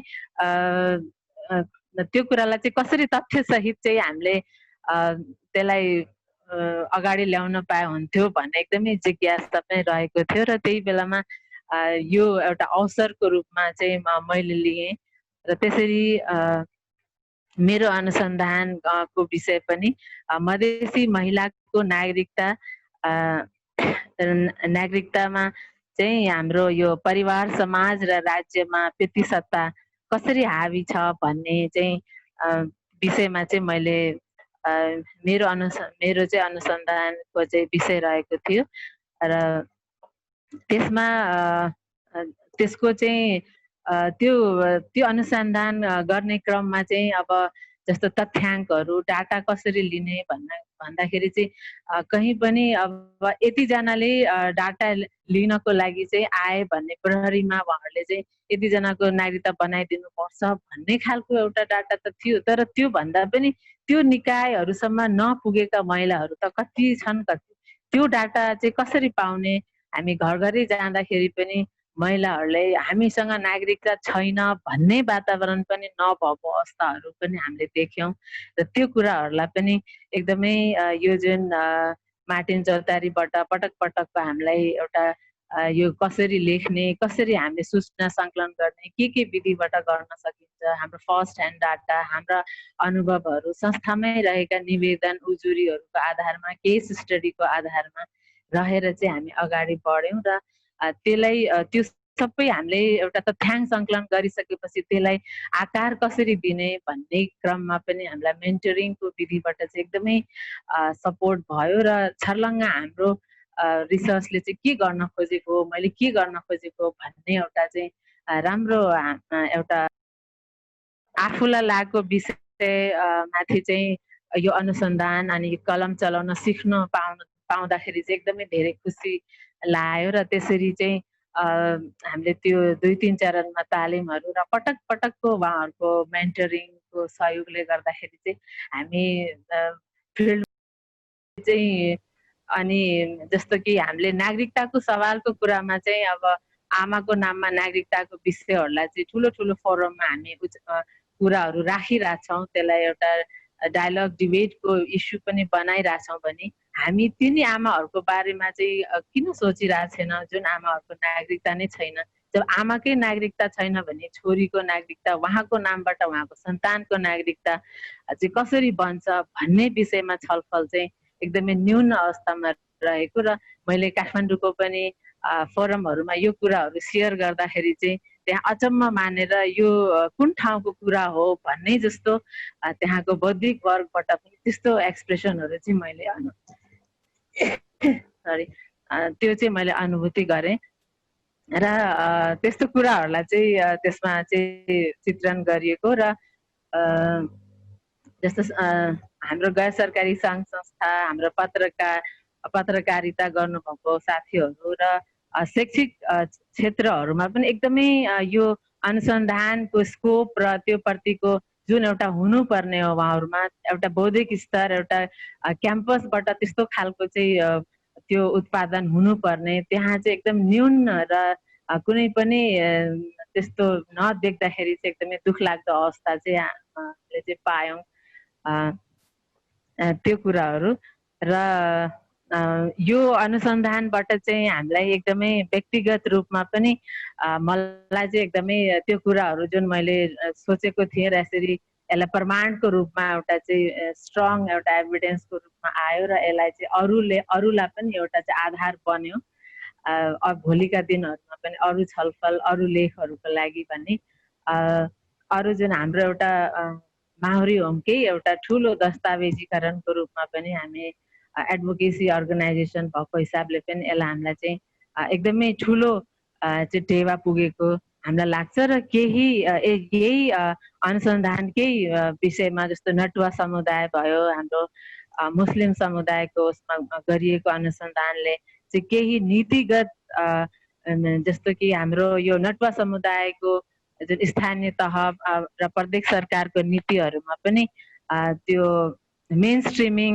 त्यसलाई मूलधारमा ल्याउनलाई पनि ठुलो योगदान चाहिँ यसले पुर्याइरहेको छ र भोलिका दिनहरूमा पनि यस्तो हाम्रो जुन अहिले स्थानीय सरकार, प्रदेश सरकार र सङ्घीय सरकारमा जुन विभिन्न नीतिहरू बन्ने क्रम छ र त्यसमा पनि यिनी अनुसन्धान हाम्रो जुन यो 11वटा अनुसन्धानको जुन शीर्षकहरू छ यसले चाहिँ एकदमै त्यसमा चाहिँ ठुलो योगदान पुर्याउँछ र एउटा एडभोकेसी र घचघचाउने कामलाई पनि हामीलाई ठुलो चाहिँ सपोर्ट हुन्छ भन्ने चाहिँ मलाई लाग्छ।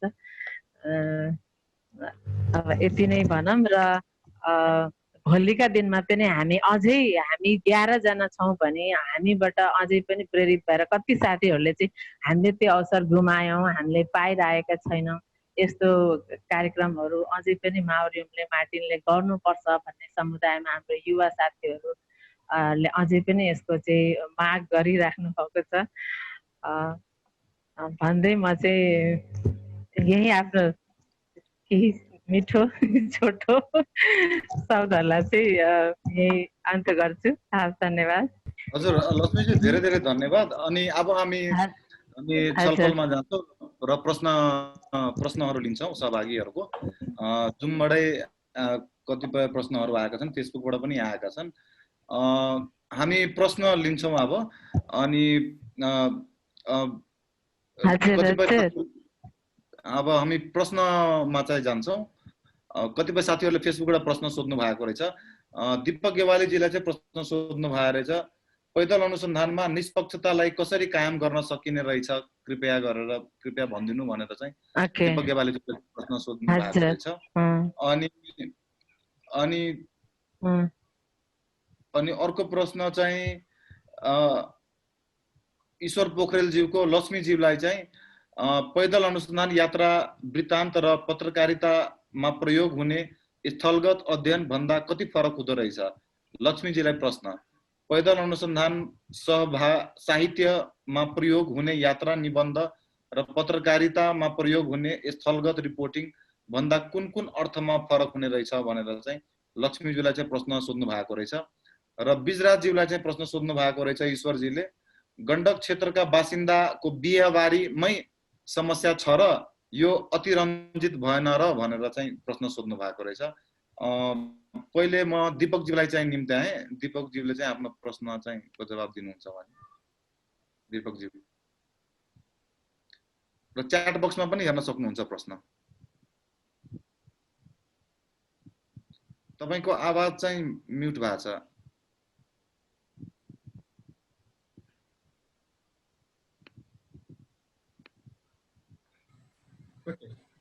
हजुर हजुर धन्यवाद धन्यवाद। निकै रमाइलो भइरहेको छ। ईश्वरजीले निकै सामुदायिक प्रश्न गर्नुभयो।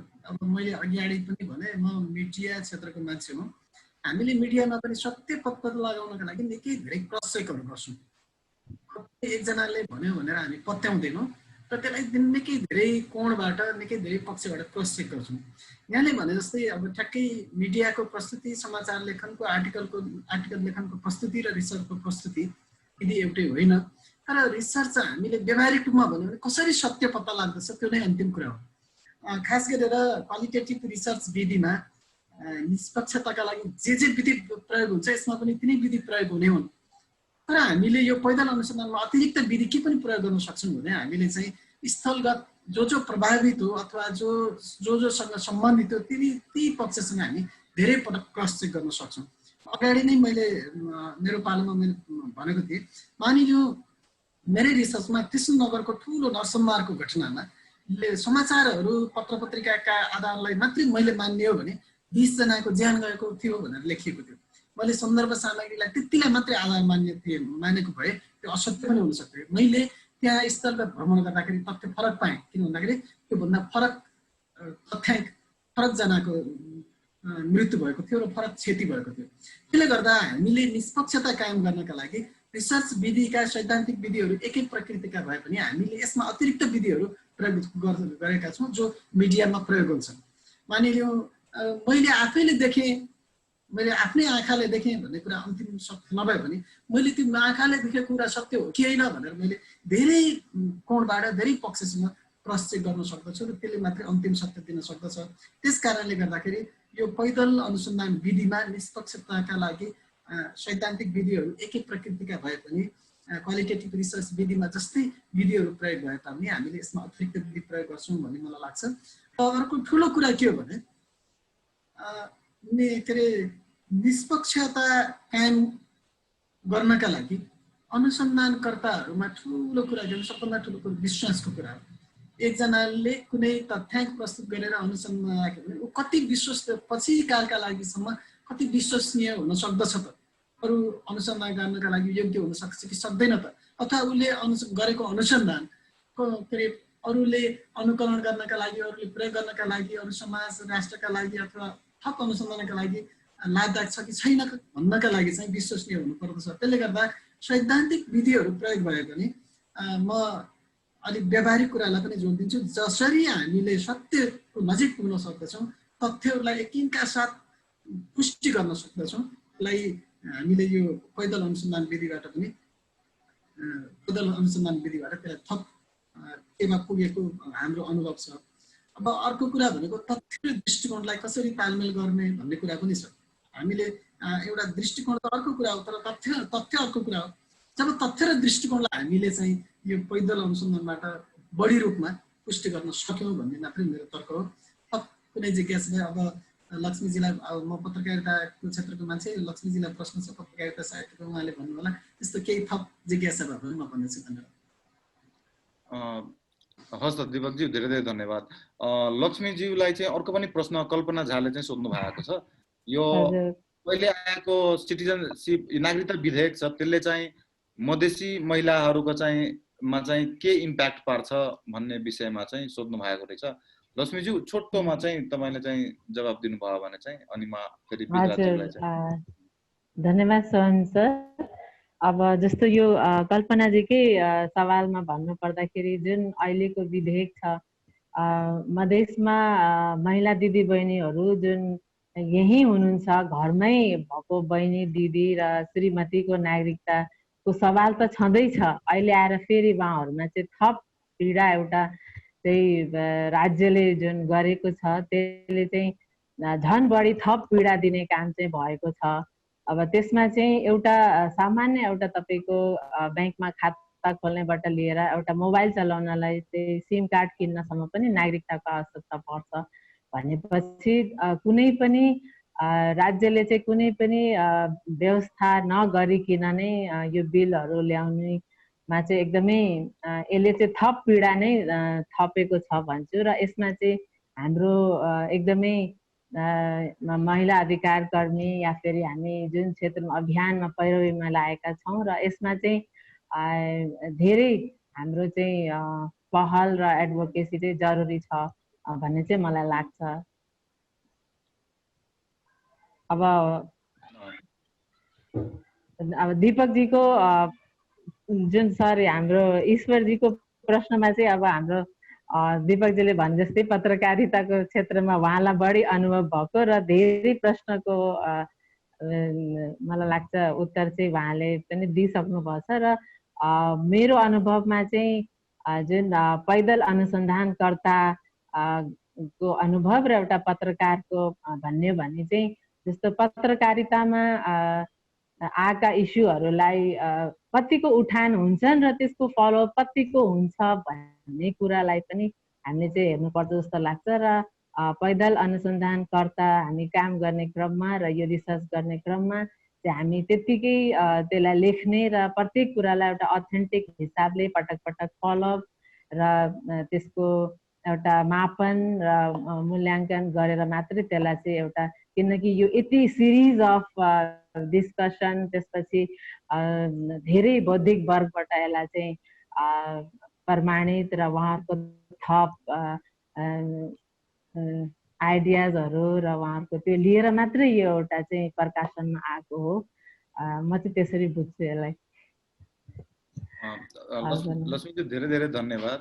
अब बिजराज्यूलाई चाहिँ निम्त्यौँ। बिजराज्यूले चाहिँ प्रश्न छ, यो बिहेबारीमै समस्या गण्डक क्षेत्रको बासिन्दालाई चाहिँ कसरी भयो, यो अतिरञ्जित भएन भनेर चाहिँ ईश्वरज्यूले चाहिँ सोध्नु भएको रहेछ प्रश्न।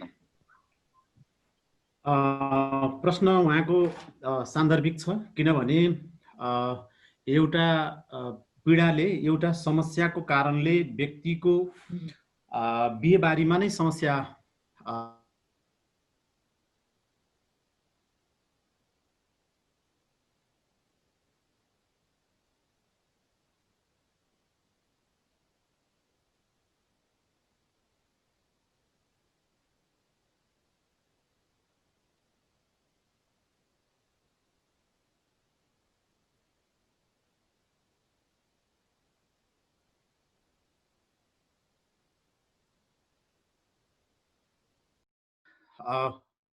जुन भूभागबाट भारत जाने नहर बनाइएको छ त्यो नहरबाट नदी जस्तै पानी 18,000 क्युसेक पानी एउटा पश्चिमी क्यानलबाट, 18,000 क्युसेक पूर्वी क्यानलबाट पानी भारतको उत्तर प्रदेश र बिहार राज्यमा जान्छ। त त्यसैको त्यही नहरको साइडमा भएको जुन जग्गाहरू छ त्यो जग्गा बाँझो छ, नेपालका जग्गाहरू बाँझो छ। उहाँले यदि भिजिट गर्न चाहनुहुन्छ भने गण्डकवासीको पीडा हेर्न आउन लायक छ। यहाँ हेर्नुस् अनि मनन गर्नुस्, अरूले पनि अनुसन्धान गर्नुस्, अरूले पनि यसमा लेख लेख्नुस्, त्यो आवश्यकता चाहिँ छ। यहाँनिर 18,000 क्युसेक पानी गएर भारतका चाहिँ 4 जिल्ला सिँचाइका लागि पानी पर्याप्त पुगिरहेको छ।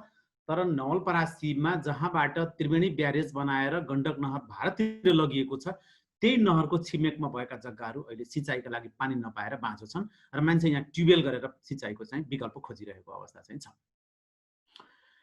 यो अवस्थामा समान हितको लागि कुरा गर्ने कि नगर्ने भन्ने अनुसन्धानमा आधारित विषयमा आधारित हामी अनुसन्धान अगाडि बढायौँ र यो खोज्दै जाँदाखेरि मैले बोलेको होइन कि जनताले बोलेको, त्यहाँको पब्लिकले बोलेको हो। कसले बोल्यो भन्दाखेरि सुस्ता गाउँपालिकाको नर्सही भन्ने एउटा साबिक गाविस हो, अहिले वडा नम्बर 4 मा छ। त्यो त्यहाँका मानिस जो अलिकति हुने खाने सक्षम व्यक्तिहरू छ, आर्थिक अवस्थाले सम्पन्न व्यक्तिहरू छ, तिनीहरू पुरानो थापथलो छोडेर अर्को सुरक्षित एरियामा जहाँ नारायणीको गण्डकीको बाढी नलागोस् भन्ने अलि उच्च स्थानतिर गएर घर घडेरी बनाइरहेको छन्, किनिरहेका छन्। यो क्रम अहिले जारी छ। नर्सरीबाट मान्छे विस्थापित भइरहेको छ। यो चाहिँ सन्देश जाओस् म यहाँ भन्न चाहन्छु। किन भन्दाखेरि मान्छेले कमाउँछ, जीवनभरि प्रयास गर्छ, कसैले जब, कसैले बिजनेस, कसैले खेती, के गर्छ ऊ चाहिँ आफ्नो जीवन सुरक्षा चाहन्छ, सुखी सम्पन्न तवरले स्वस्थ रहन चाहन्छ, आफ्नो छोराछोरीलाई राम्रो जीवन दिन चाहन्छ, उच्च शिक्षा दिन चाहन्छ र उसको पनि भोलि गएर उसको जीवन आत्मनिर्भर बनोस् भन्ने उसले चाहिँ यो कुरालाई मनन गरेर उसले काम गर्छ।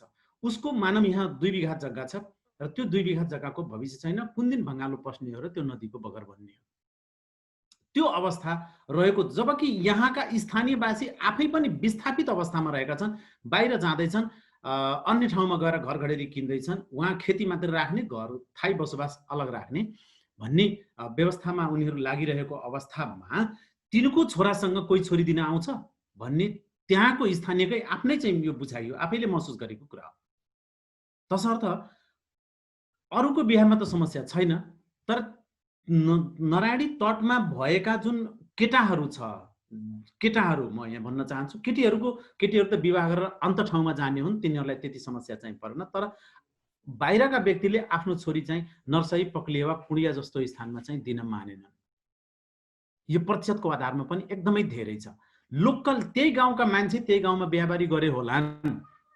हिजो नेपाल भारतको बीचमा पनि दुईटै समुदायको बीचमा पनि बिहाबारी चलिरहेको अवस्था पनि हो। तर अहिलेको जुन एउटा प्रभाव पारेको छ, यो चाहिँ टड्कारो रूपमा प्रभाव पारेको छ कि जब त्यहाँका मानिस आफै पनि आफ्नो घरबास अर्कोतिर बनाउन खोजिरहेको छ भने बाँकी बचेका जनताको अवस्था के हुने, तिनीसँग हामीले किन सम्बन्ध गाँच्ने भन्ने खालका अवस्थाहरू यहाँ छ। यो पब्लिकले बोलेको कुरा हो र हामीले अनुसन्धानको क्रममा घर दैलोमै पुगेर यो कुरा चाहिँ उहाँहरूको अन्तर्वार्ताबाट, र यति मात्र होइन, अन्तर्वार्ता मात्र होइन कि अन्य अवस्थाले पनि हामी बुझेको। यहाँसम्म म भन्न चाहन्छु, म यहाँ भएका केही ब्याङ्कहरू भन्छु, यहाँ प्राइभेट क्षेत्रका ब्याङ्कहरू मात्र होइन, नेपाल सरकारका बैङ्क जसलाई राष्ट्रिय वाणिज्य बैङ्क, कृषि विकास बैङ्कको रूपमा हामी चिन्छौँ, यो बैङ्कले पनि त्यो क्षेत्रमा लगानी गर्न चाहेको छैन। त्यहीँको जग्गा धितो राखेर ऋण चाहिँ दिँदैन। त्यहाँ त्यो अब यहाँ म सवाल अर्को पनि उठाउन आफै पनि उठ्छ। त्यो नेपालीहरू जो नारायणीको तटमा बस्नु भएको छ, उहाँहरूको दोष के? उहाँहरूको आफ्नो जग्गाको भ्यालुएसन खै त? उहाँहरू म नेपाली हो भन्ने कसरी गर्व गर्ने त? नेपालकै बैङ्कले त्यहाँ लगानी गर्दैन, धितो नै मान्दैन, नारायणीले बगाउला भन्ने चाहिँ उसलाई बैङ्कलाई डर परेको छ।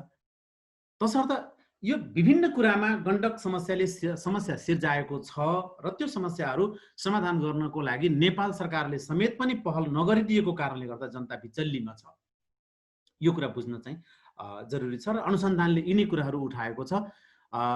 केही नामहरू पनि त्यहाँ समावेश गरिएको छ हाम्रो अनुसन्धानमा। त्यो विस्तृत पढियो भने हामी आफै पनि त्यहाँ तर्क जुन राखिएको छ, त्यहाँ जुन प्रमाणहरू राखिएका छन् त्यसले चाहिँ पुष्टि गर्लान्। हिजोको दिनमा 10 बिघा भएको जग्गा, 10 बिघा जग्गा भएको, राम्रो उत्पादनशील जग्गा भएको व्यक्ति आज चाहिँ हातमुख जोड्न धौधो परेको अवस्थामा छ र तिनी अर्काको घरमा मजदुरी गरेर जीविका निर्वाह गरिरहेको अवस्था छ। कसले बनायो त्यो भन्दाखेरि गण्डकको सम्झौताले बनायो। गण्डक सम्झौताले किन बनायो भन्दाखेरि सम्झौता गर्दाको बखतमा नेपाल सरकार र नेपाल सरकारका विज्ञहरू, नेपाल सरकारका चाहिँ के अरे सुझाव दिने व्यक्तिहरू, सल्लाहकारहरू अथवा नेपाल सरकारको पक्षबाट त्यो गण्डक सम्झौता स्टडी गर्ने व्यक्तिहरू चाहिँ भ्रम परे अथवा उहाँहरूको चाहिँ अध्ययन पुगेन अथवा अध्ययन गरिएन, जसको कारणले गर्दा गण्डक सम्झौता जो असीमित समयकालको लागि गरिएको छ त्यसले चाहिँ नेपाली ठगिएका छन्। हिजोको दिनमा जो यहाँ पुर्खाहरू थिए 2016 सालको मङ्सिर 19 गतेमा भएको यो सम्झौताका बखतमा जो व्यक्ति यहाँ थिए तिनी त ठगिए, तिनका छोरा पनि ठगिए, तिनका अहिले नातिको पुस्ता चल्दैछ तिनी ठगिँदैछन्, पनाती ठगिने होलान्, आउने उनको सन्तान दर सन्तान चाहिँ ठगिन किन बाध्य बनाए नेपाल सरकार, किन ठेकदार बनेर? यो चाहिँ सवाल चाहिँ थुप्रै सवालहरू छन्। तर यो प्रमाण चाहिँ हामीले अनुसन्धानमा उठेका कुराहरूलाई प्रमाणका साथ अनुसन्धान सामग्रीमा समावेश गरिएको छ, गरेका छौँ भन्न चाहन्छु। अहिलेलाई यति। धन्यवाद सोम सर। हस् बिजराजी, धेरै धेरै धन्यवाद। दीपक बरालजी हुनुहुन्छ यहाँ। दीपक बरालज्यूले आफ्नो प्रश्न आफै जुमबाट यहीँबाट राख्न मिल्छ, उहाँले प्रश्न राख्न चाहनुहुन्छ भने। दीपक बरालजी।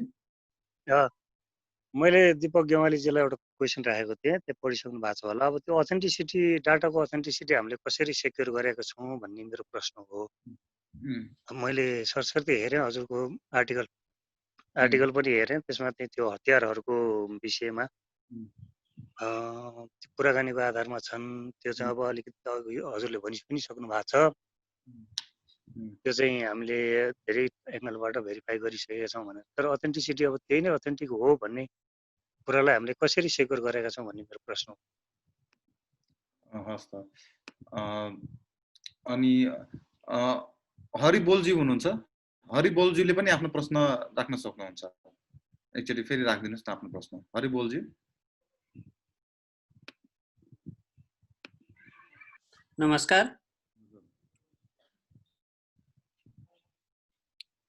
नमस्कार, मलाई सुनिरहनु भएको छ? हजुर, सुनिरहेको छौँ। मैले चाहिँ यो पैदल अनुसन्धान मैले बारफुट रिसर्च भनेर बुझेको हो। यो बारफुट रिसर्च र यो experimental approach to development on economics भनेर यो अभिजित बेनर्जीहरूले प्रयोग गरेको एउटा विधि थियो। त्यो विधि अनुसार उनीहरूले जो नोबेल प्राइज पनि पाएका थिए। र बारफुट रिसर्च र जो एक्सपेरिमेन्टल एप्रोचमा फरक के हो? यो विधागत रूपमा फरक देखिएको हो कि? मैले बुझेको बारफुट रिसर्च पनि कम्युनिटीमा गएर कुनै न कुनै इम्प्याक्ट दिने गरी म प्रत्यक्ष रूपमा इन्भल्भ भएर अनुसन्धान गर्छु भन्ने हो सायद। मलाई यसमा अलिकति थप स्पष्ट पारिदिनुहुन्छ कि भनेर। त्यसको जवाब चाहिँ म दिन्छु एकछिनमा। मैले हरिबोलजीको चाहिँ एन्सर दिन खोजेको। हरिबोलजीले चाहिँ ऱ्यान्डमाइज कन्ट्रोल ट्रायल र बेयरफुट रिसर्च एउटै हो भनेर चाहिँ जुन जिज्ञासा राख्नु भएको छ, त्यो एउटै होइन। त्यो एउटै यस कारणले होइन किनभने त्यो ऱ्यान्डमाइज कन्ट्रोल ट्रायल चाहिँ एकदमै क्वान्टिटेटिभ मेथड हो एउटा, र तर यसमा चाहिँ हामीले चाहिँ जोन ड्रेजको भनाइलाई चाहिँ उद्धत गर्दै के भनेका छौँ भने कि सोसल साइन्समा चाहिँ एक्सपिरियन्सलाई पनि डेटा मान्नुपर्छ भनेर, र बेयरफुट रिसर्चमा चाहिँ एक्सपिरियन्सलाई डेटा मान्न सकिन्छ र मान्न सकियो भने चाहिँ त्यसलाई चाहिँ बेयरफुट रिसर्चको एउटा आधारको रूपमा चाहिँ क्रिएट गर्न एउटा आधारको रूपमा दिन्छ।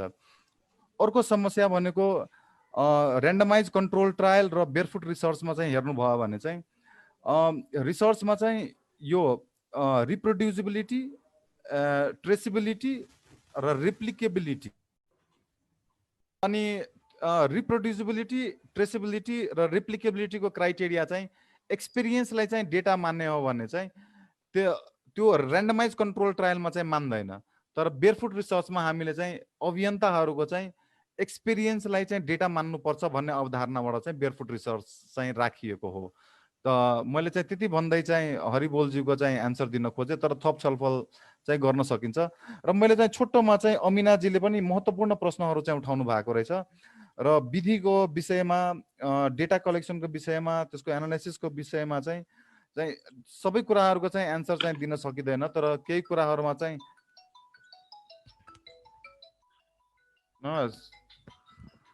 केही कुरा चाहिँ भन्न सकिन्छ।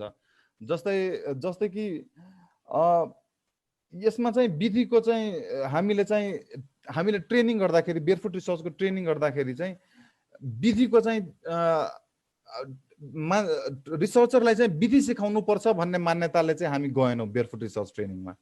हामी के एजम्पसनबाट र हामीले चाहिँ आफ्नो ब्रिफमा र बुकमा पनि आर्ग्यु गरेका रहेछौँ कि बेयरफुट रिसर्चको ट्रेनिङ चाहिँ अरू ट्रेनिङहरू भन्दा चाहिँ भिन्न यस प्रकारले छ कि हामी के एज्युम गरेका छौँ भने रिसर्चरहरूको आफ्नै एउटा ठुलो इन्फर्मेसनको रिसोर्स रहेछ र ती इन्फर्मेसनका रिसोर्सहरूले चाहिँ उनीहरूमा चाहिँ एउटा स्रोत दस्तावेज सेल्फ इन्युमरेसन र सेल्फ डकुमेन्टेसन गर्न सक्यो भने चाहिँ त्यसले पनि एउटा राम्रो रिसर्च दिन सक्छ भन्ने मान्यताले चाहिँ हामीले चाहिँ त्यो विधिमा चाहिँ सर्वे गर्नुपर्छ, इन्टरभ्युज लिनुपर्छ, डेटा कलेक्सन गर्नुपर्छ।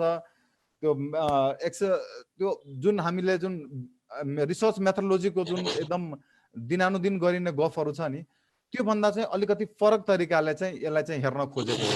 त्यसैले चाहिँ र अर्को कुरा कि हामी 13 जना रिसर्चरहरूको चाहिँ सबैको टपिक आफ्नो छुट्टा छुट्टै र भिन्दा भिन्दै, त्यसैले चाहिँ वान साइज फिट अल जस्तो किसिमले चाहिँ विधिको ट्रेनिङ चाहिँ गर्न सकिँदैन थियो।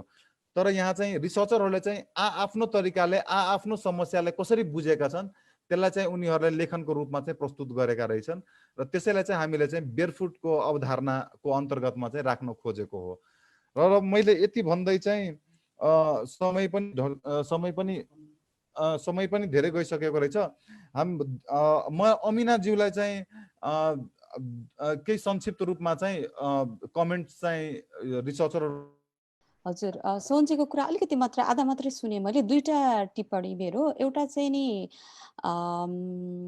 बृजराजजी अनि दीपकजी र लक्ष्मीजीको कुरा सुन्दै जाँदाखेरि मलाई खास के लाग्यो भने तपाईहरूले यो प्रक्रियामा सहभागी भएर तपाईँले आफ्नो लेख त लेख्नुभयो, त्यो सँगसँगै यसको अनुसन्धान विधिको बारेमा पनि तपाईँको आफ्नो तर्फबाट तपाईँले आफैले नै विचार गरेका यो अनुभवबाट चाहिँ नि यो कसरी चाहिँ यस्तो खालको अवस्थामा यस्तो खालको अनुसन्धान प्रक्रियामा चाहिँ कसरी के विधि अपनाउँदा उपयोगी हुन्छ भनेर त्यो अनुसन्धानको चाहिँ विधिलाई चाहिँ अलिकति मानक मतलब त्यसलाई चाहिँ हैन अलिकति स्थापित गर्ने खालका कुराहरू, जस्तो अघि दीपकजीले चाहिँ एउटा चाहिँ यो ट्रस्टको कुरा हैन विश्वासको कुरा निकाल्नु भएको थियो हैन।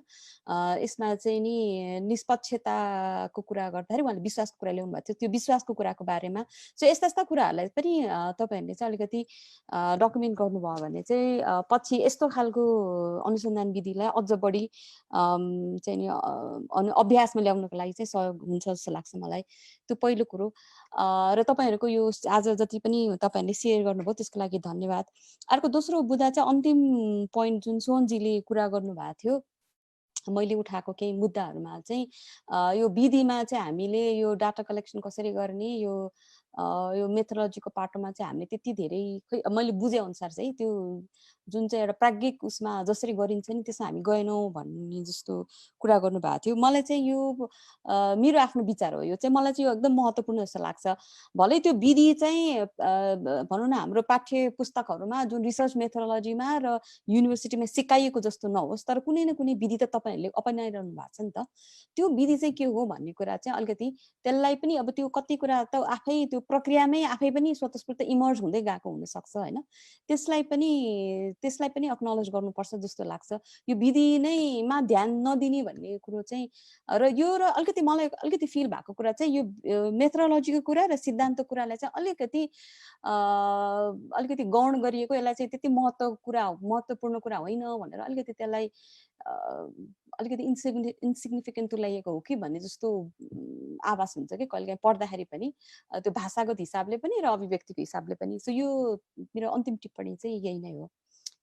सबैजनालाई धन्यवाद। मलाई चाहिँ तपाईहरुको लेख पढ्दाखेरि पनि त्यो एकदमै धेरै कुरा भएको के, त्यो पढ्दै जाँदाखेरि चाहिँ दिमाग एकदम चल्ने के, अब त्यो हुन्छ नि त्यो भएर चाहिँ मलाई लेख चाहिँ एकदमै उपयोगी लाग्यो त्यो हिसाबले हैन। अब यसलाई चाहिँ मलाई खास तपाईहरुलाई चाहिँ एउटा चाहिँ सोध्नु मन भएको एउटा प्रश्न चाहिँ के थियो भने तपाईहरुले यो अनुसन्धान गरेर जुन यो लेख लेखिसकेपछि यसले चाहिँ तपाईहरुको आफ्नो पैरवी गर्ने यो अधिकार भनौं न कर्मीको हैसियतले तपाईले जे जति पनि पैरवीको वकालतको काम गर्नुहुन्छ नि त्यसमा चाहिँ कसरी कस्तो परिवर्तन आएको छ भनेर चाहिँ सोध्न मन थियो। त्यसलाई केही थप टेवा कसरी दिएको छ, सघाउ कसरी पुर्याएको छ, अलिकति परिष्कृत गरेको छ कि के छ तपाईहरुको अनुभव भनेर चाहिँ त्यो चाहिँ सुन्न मन थियो मलाई। म चाहिँ भनौँ है। हजुर। के थियो भने जस्तै अब सामाजिक क्षेत्रमा र अधिकारको क्षेत्रमा काम गरिरहँदाखेरि त्यति बेला हामीसँग ती व्यक्ति मात्रै टचमा हुन्थे जसले हामीलाई जान्दथ्यो, ए फल्ना चाहिँ यो क्षेत्रमा काम गर्छ, अथवा यस्तो कहीँ समस्या पर्यो भने ल फल्नालाई बोलाउनु पर्छ, यहाँ चाहिँ उहाँ मार्फत नै एडभोकेसी गरेर न्यायको लागि अगाडि बढ्नुपर्छ भन्ने खालको चाहिँ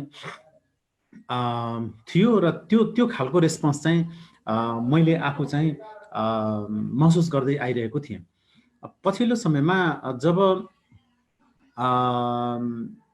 यो अध्ययन जब हामी गऱ्यौँ र अनुसन्धानको तवरले जब यो कुरा बाहिर आयो, एउटा बुकको रूपमा जब बाहिर आयो, प्रकाशनमा आयो, यो पढिसके पछाडि र पढ्दै गरेका केही व्यक्तिहरूको प्रतिक्रिया चाहिँ सुन्नमा आयो। सुन्नमा आउँदाखेरि पहिलेको भन्दा अलिक के फरक चाहिँ आयो भने, बिराजी तपाईँ राइट क्षेत्रमा काम गर्नुहुन्छ र विभिन्न ठुला मुद्दाहरूमा पनि इस्यु उठान गरेर एडभोकेसी गर्नुभएको छ र न्यायिक क्षेत्र अथवा सरकारको तहमा पुर्याएर यसलाई चाहिँ सरकारलाई धेरै ठाउँमा चाहिँ बाध्य बनाउनु भएको छ भन्ने कुरा हामीलाई थाहा थियो। तर यसरी किताबमा पनि लेखेर एकदमै यो जीवन्त र एकदमै मतलब के भन्छ यसलाई दस्तावेजीकरणको रूपमा ल्याइसके पछाडि अब त यो तपाईँले यो विषयमा तपाईँले यो मुद्दामा त अब सधैँ बोलिरहन पर्दैन। अब एकचोटि नै यसको मतलब डेप्थमा गएर अनुसन्धान चाहिँ बाहिर आइसके पछाडि अब यो किताब पढेर अरू पनि रिपोर्टर्सहरू न्युज राइटरहरूले पनि त यसबाट पनि त न्युजको उठान गरेर यसलाई पनि त एउटा कोट गरेर फल्ना अनुसन्धानमा यसरी आएको छ है भनेर राज्यलाई घचघचाउने काम चाहिँ गर्न सक्छ र जनताको वकालत गर्न चाहिँ सक्नुहुन्छ उहाँहरू। त्यसकारणले यो त अब एउटा ठुलो यस्तो दस्तावेज भयो जुन कि अब यो सधैँ जीवन्त रहनेछ र पछिका दिनमा पनि 2-4 वर्ष होइन कि अझै पछिको दिनमा पनि यो बुक सुरक्षित रह्यो भने भोलि गएर यो विषय यसै अनुसन्धानलाई पनि आधार बनाएर पनि भोलि अनुसन्धानहरू हुनेछन् र त्यति बेलाको लागि चाहिँ यो एउटा अध्ययनको लागि एउटा दस्तावेजको रूपमा खडा भएको छ भन्ने कुराहरूको पनि प्रतिक्रिया चाहिँ अब सुन्नमा आएको छ। र स्थानीय व्यक्तिहरू हामी अलिकति पिछडिएको नवलपरासीमा पनि एकदमै बर्डर क्षेत्रमा भएको पिछडिएको क्षेत्रमा भएकोले यो किताब त्यति चाहिँ पब्लिस्ड भइसकेको चाहिँ अवस्था छैन। हामीसँग पनि केही काउन्टेबल मात्रै आएको थियो र केही व्यक्तिहरूलाई जसले हामीलाई प्रत्यक्ष रूपमा सहयोग गर्नुभएको थियो उहाँहरूलाई हामीले यो कुरा सेयर गरेका छौँ। तर पब्लिकली यो कुरा चाहिँ जाँदाखेरि यसको चाहिँ राम्रो रेस्पोन्स चाहिँ आइरहेछ। मैले धेरै पटक यो फेसबुकमा पनि मैले त्यो लिङ्कहरू राखिदिएँ, यसरी यो छ है, अध्ययन गर्दा हुन्छ, हाम्रै क्षेत्रको लागि अथवा गण्डक क्षेत्रमै अनुसन्धानको लागि यस्ता अनुसन्धानहरू भएको रहेछ भन्ने कुराहरू गर्दाखेरि त्यति धेरै चाहिँ त्यसमा पहुँच भएको अवस्था चाहिँ रहेन। तर काठमाडौँ लगायतका अन्य क्षेत्रहरूमा जहाँ यो बुक चाहिँ पुग्न सकेको छ त्यहाँका अध्ययन गरिसके पछाडि यस्ता प्रतिक्रियाहरू चाहिँ सुन्नमा आएको छ र यो प्रतिक्रियाले एउटा एक खालको इनर्जी पनि दिएको छ, हौसला पनि बढाएको छ कि गण्डक मात्र होइन कि अब हामीले अनुसन्धानको क्षेत्रमा कलम चलाउन थाले पछाडि अन्य विषयहरू अन्य मुद्दाहरू छ जो मिडियाको नजरले पनि ओझेलमा परेको छ, राज्यले त त्यसलाई उसमा ओझेलमा राखेको नै छ। यस्ता विषयहरूको पनि अनुसन्धान हुनुपर्छ भन्ने खालको हामीलाई पनि लागेको छ। यो मेरो अनुभव चाहिँ।